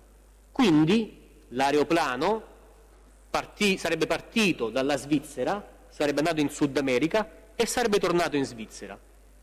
Non possiamo escludere che Pavlovic sia salito proprio in Svizzera per parlare della partenza dell'aeroplano o dell'aeroplano in particolare. Comunque è un fatto che questo messaggio è del giorno dopo, no? Questo messaggio è del giorno dopo e lo manda, è del giorno dopo di Salvatore Casamonica allo svizzero. Testualmente dice: con aereo abbiamo sistemato, abbiamo aereo che parte da Zurigo, arriva in Brasile e poi scende da te. Ci servono date, non c'è vuoto, è pieno. Vuol dire non facciamo la prova a vuoto, la facciamo direttamente con l'aeroplano carico di stupefacente. C'è un progressivo? No, queste sono le intercettazioni sul telefono. Sono gli screenshot che ho prodotto, Presidente. Sì. Ah, con lo svizzero, sì.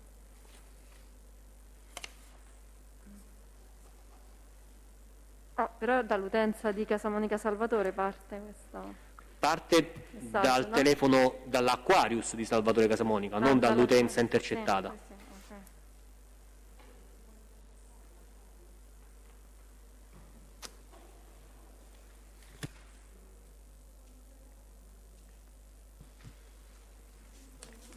Il successivo 20 aprile 2018 registravamo un nuovo incontro fra Salvatore Casamonica e Mandolesi Silvano. In particolare Salvatore Casamonica, per parlare con Mandolesi Silvano, non chiamava direttamente Mandolesi Silvano, ma raggiungeva l'officina di Schiaffini Marcello, sita in via delle Cave di Piperino 128 di Marino. Schiaffini Marcello è nato a Marino l'11 agosto del 66.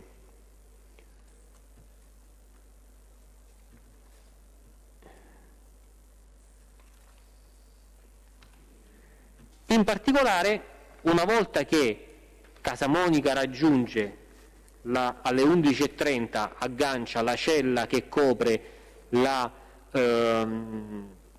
carrozzeria di Schiaffini Marcello, noi vediamo una serie di tentativi che Schiaffini Marcello fa di contattare l'utenza in uso a Silvano Mandolesi. Però non risponde nessuno. E Schiaffini quindi prova a contattare Mandolesi chiamando Pizzicannella Cristina, che era la fidanzata di quel momento di Silvano Mandolesi. La Pizzicannella mandava quindi subito, immediatamente, un messaggio a Mandolesi scrivendogli: passa in carrozzeria, c'è Samun. Non sappiamo c'è Samun cosa voglia dire.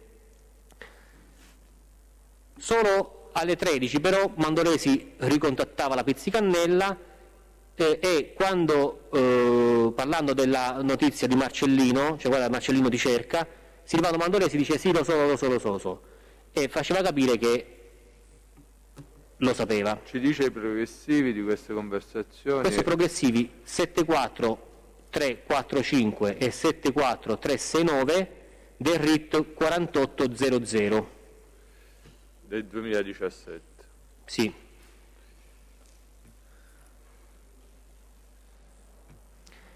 Che Salvatore Casamonica fosse con Schiaffini ne abbiamo evidenza perché nei tentativi di Schiaffini di chiamare Silvano Mandolesi registriamo fuori fonia la voce di Salvatore Casamonica che parla e di Schiaffini che, mentre Silvano Mandolesi non risponde, gli dice a lui non gli prende il telefono, non lo so.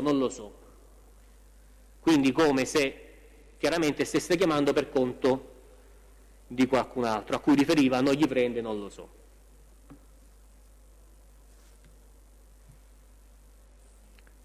analizzando i tabulati dei telefoni in uso a Mandolesi, il RIT 4800, si consentiva di ricostruire i movimenti del telefono e alle 11:39 tutti e tre i soggetti, quindi Mandolesi Silvano, Casamonica Salvatore e Schiaffini Marcello, agganciavano la stessa cella che copriva la carrozzeria.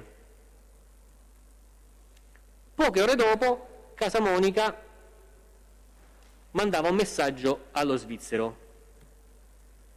In particolare mandava la fotografia di un pizzino di carta che produrrei. Sì. Quindi il PM produce, grazie, va bene, grazie. Produce quindi la fotografia di un pizzino di carta, ma quindi questo anche nell'Aquarius c'è? Sì, questo è una fotografia che voi dovreste avere qua, anche sì, nei... l'ho trovato negli screenshot dei telefoni Aquarius. Quindi aspetti un attimo. Il PM produce fotografia di, tra virgolette, pizzino, ricavato dagli screenshot, possiamo mettere. Sì, che dice? Questo biglietto manoscritto, come vedete, riporta tutta una serie di indicazioni. Cioè, quindi c'era stato poco prima l'incontro fra Salvatore Casamonica e Mandolesi, poco dopo Salvatore Casamonica manda la fotografia di questo pezzettino di carta in cui c'è scritto Gulfstream 5, che è un modello di aeroplano, il numero di passeggeri 18, quanto era il massimo di chili che poteva portare l'aeroplano, 1800 kg, il compenso per il pilota 130.000 euro o USD, quindi US dollar, il numero di persone che sarebbero state imbarcate, 8 persone per un massimo di 800 kg, il nome incomprensibile di una società di calcio brasiliana per la quale occorrerebbe fare una prenotazione e infine la dicitura Sirene Mar Greca Navale. Allora, Ho spento il microfono. Sì, ripeto, a che ora lo manda questo messaggio? allora,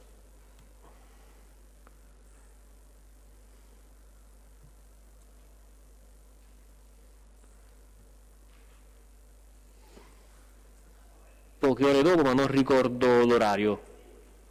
Che a me risulta dal screenshot 13:55.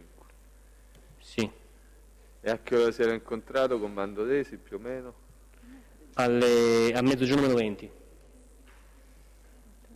13:38 sembrerebbe pubblico ministero? 13:38? No, lo leggo, short è la parte di Vabbè, commento. meglio, sì, sì. Allora,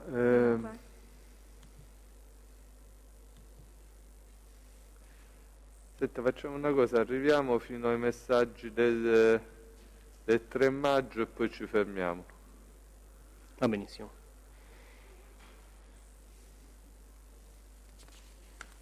Il successivo 26 aprile 2018 Casamonica, dopo aver riferito buongiorno, tutto bene, sono pronti, chiedeva allo svizzero di avere un incontro direttamente a Sion il 2 maggio 2018. Noi quando possiamo vederci? Che così parliamo da vicino che è meglio, ti faccio avere programma preciso. Il 1 maggio però questo appuntamento, che doveva avvenire il giorno successivo, viene rimandato da Salvatore Casamonica, che dice buongiorno, dobbiamo rimandare appuntamento che il mio amico di Brasile ha un contrattempo di qualche giorno e prima di venire da te devo parlare con lui. Lo svizzero quindi rispondeva che sarebbe stato disponibile a vedersi l'11 maggio 2018. Tornavano quindi a sentirsi il 3 maggio 2018 sul telefono dedicato e Salvatore Casamonica diceva sto aspettando la persona che arriva da Brasile e ti dico quando vedersi. Sto aspettando la persona, ripete la stessa cosa, mi deve far sapere quando arriva, così una volta che lui mi dà info possiamo vederci. Abbiamo capito chi era questa persona?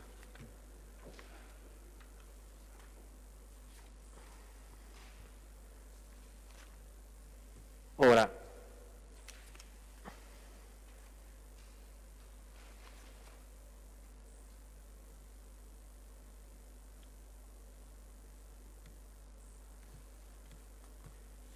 Il 3 maggio del 2018, mentre c'è tra la prima e la seconda sessione di chat fra lo svizzero e Salvatore Casamonica, noi abbiamo l'evidenza che Salvatore Casamonica e Pavlovic Tomislav si incontrano perché i telefoni agganciano la stessa cella di via Tuscolana. Pertanto Salvatore Casamonica, prima di scrivere nuovamente allo svizzero, aveva incontrato Pavlovic in zona Tuscolana a Roma. Ok, che facciamo, Maggio? Ci fermiamo? Sì, Benissimo. direi che ora ci possiamo fermare. Diceva Pubblico Ministero che allora il Maggiore torna, abbiamo detto giovedì prossimo? Torna il Non 17, martedì. Presidente, perché il 15 non ce la facciamo, il 15 verrà il test Mazzoli e facciamo esame e controesame. Il 17 chiudiamo l'esame e finiamo il controesame del test Cortese. Va bene. Quindi allora ci aggiorniamo a martedì 15 per la discussione del test Mazzoli, mentre il Maggiore viene invitato a tornare per il 17. Se poi non ce la facciamo, finiamo il 21, se non ce la dovessimo fare? Sì, se Quando non ce la Maggiore- facciamo andiamo al 21 quando verrà anche il test Ceccagnoli, lo anticipo finora, e il test di Marzio Giustino che era quello che poteva venire solo il 21. Sì, sì. Poi, Presidente, io ho una richiesta. Noi sono rimasti i testi Viola, che è in Spagna, e Amadei, che è, che è a Bologna e ha dei problemi di salute. Se io al test Viola, anche se ci servirebbe, rinuncerei. Quindi il PM rinuncia al test Viola? Sì, ci potrebbe servirci, diciamo. Sì, mi pare che avevamo già verificato se ci fosse il Vorrei consenso delle parti, sapere ma se c'è il consenso della difesa all'acquisizione del verbale del test Amadei. Magari io lo anticipo ora, poi la difesa avrà modo di guardarselo questo verbale e di pensarci, perché è una persona anziana che ha dei problemi di salute, dovrebbe venire da Bologna in questa situazione e deve riferire su circostanze che non vertono su nessun capo di imputazione, sono solo diciamo dichiarazioni di contorno che riscontrano quelle del test Passeri Pietro, che a sua volta non ha riferito su una specifica ipotesi di imputazione. Cioè non è un test fondamentale. Se ci date il consenso, pensateci, altrimenti... Ci pensiamo entro la prossima udienza, perché in questo momento sinceramente non ricordo allora, bene quindi oggi neanche... verbalizziamo che il PM rinuncia al test Viola, il Tribunale ne revoca l'ordinanza ammissiva? Mi pare che è definitiva l'intenzione, va bene. Invece chiede potersi acquisire col consenso delle parti il verbale di SIT di Amadei, del test Amadei. E poi ce n'era un terzo che rimane... No, Giustino Di Marzio deve venire 21. e poi mi sembra che abbiamo finito.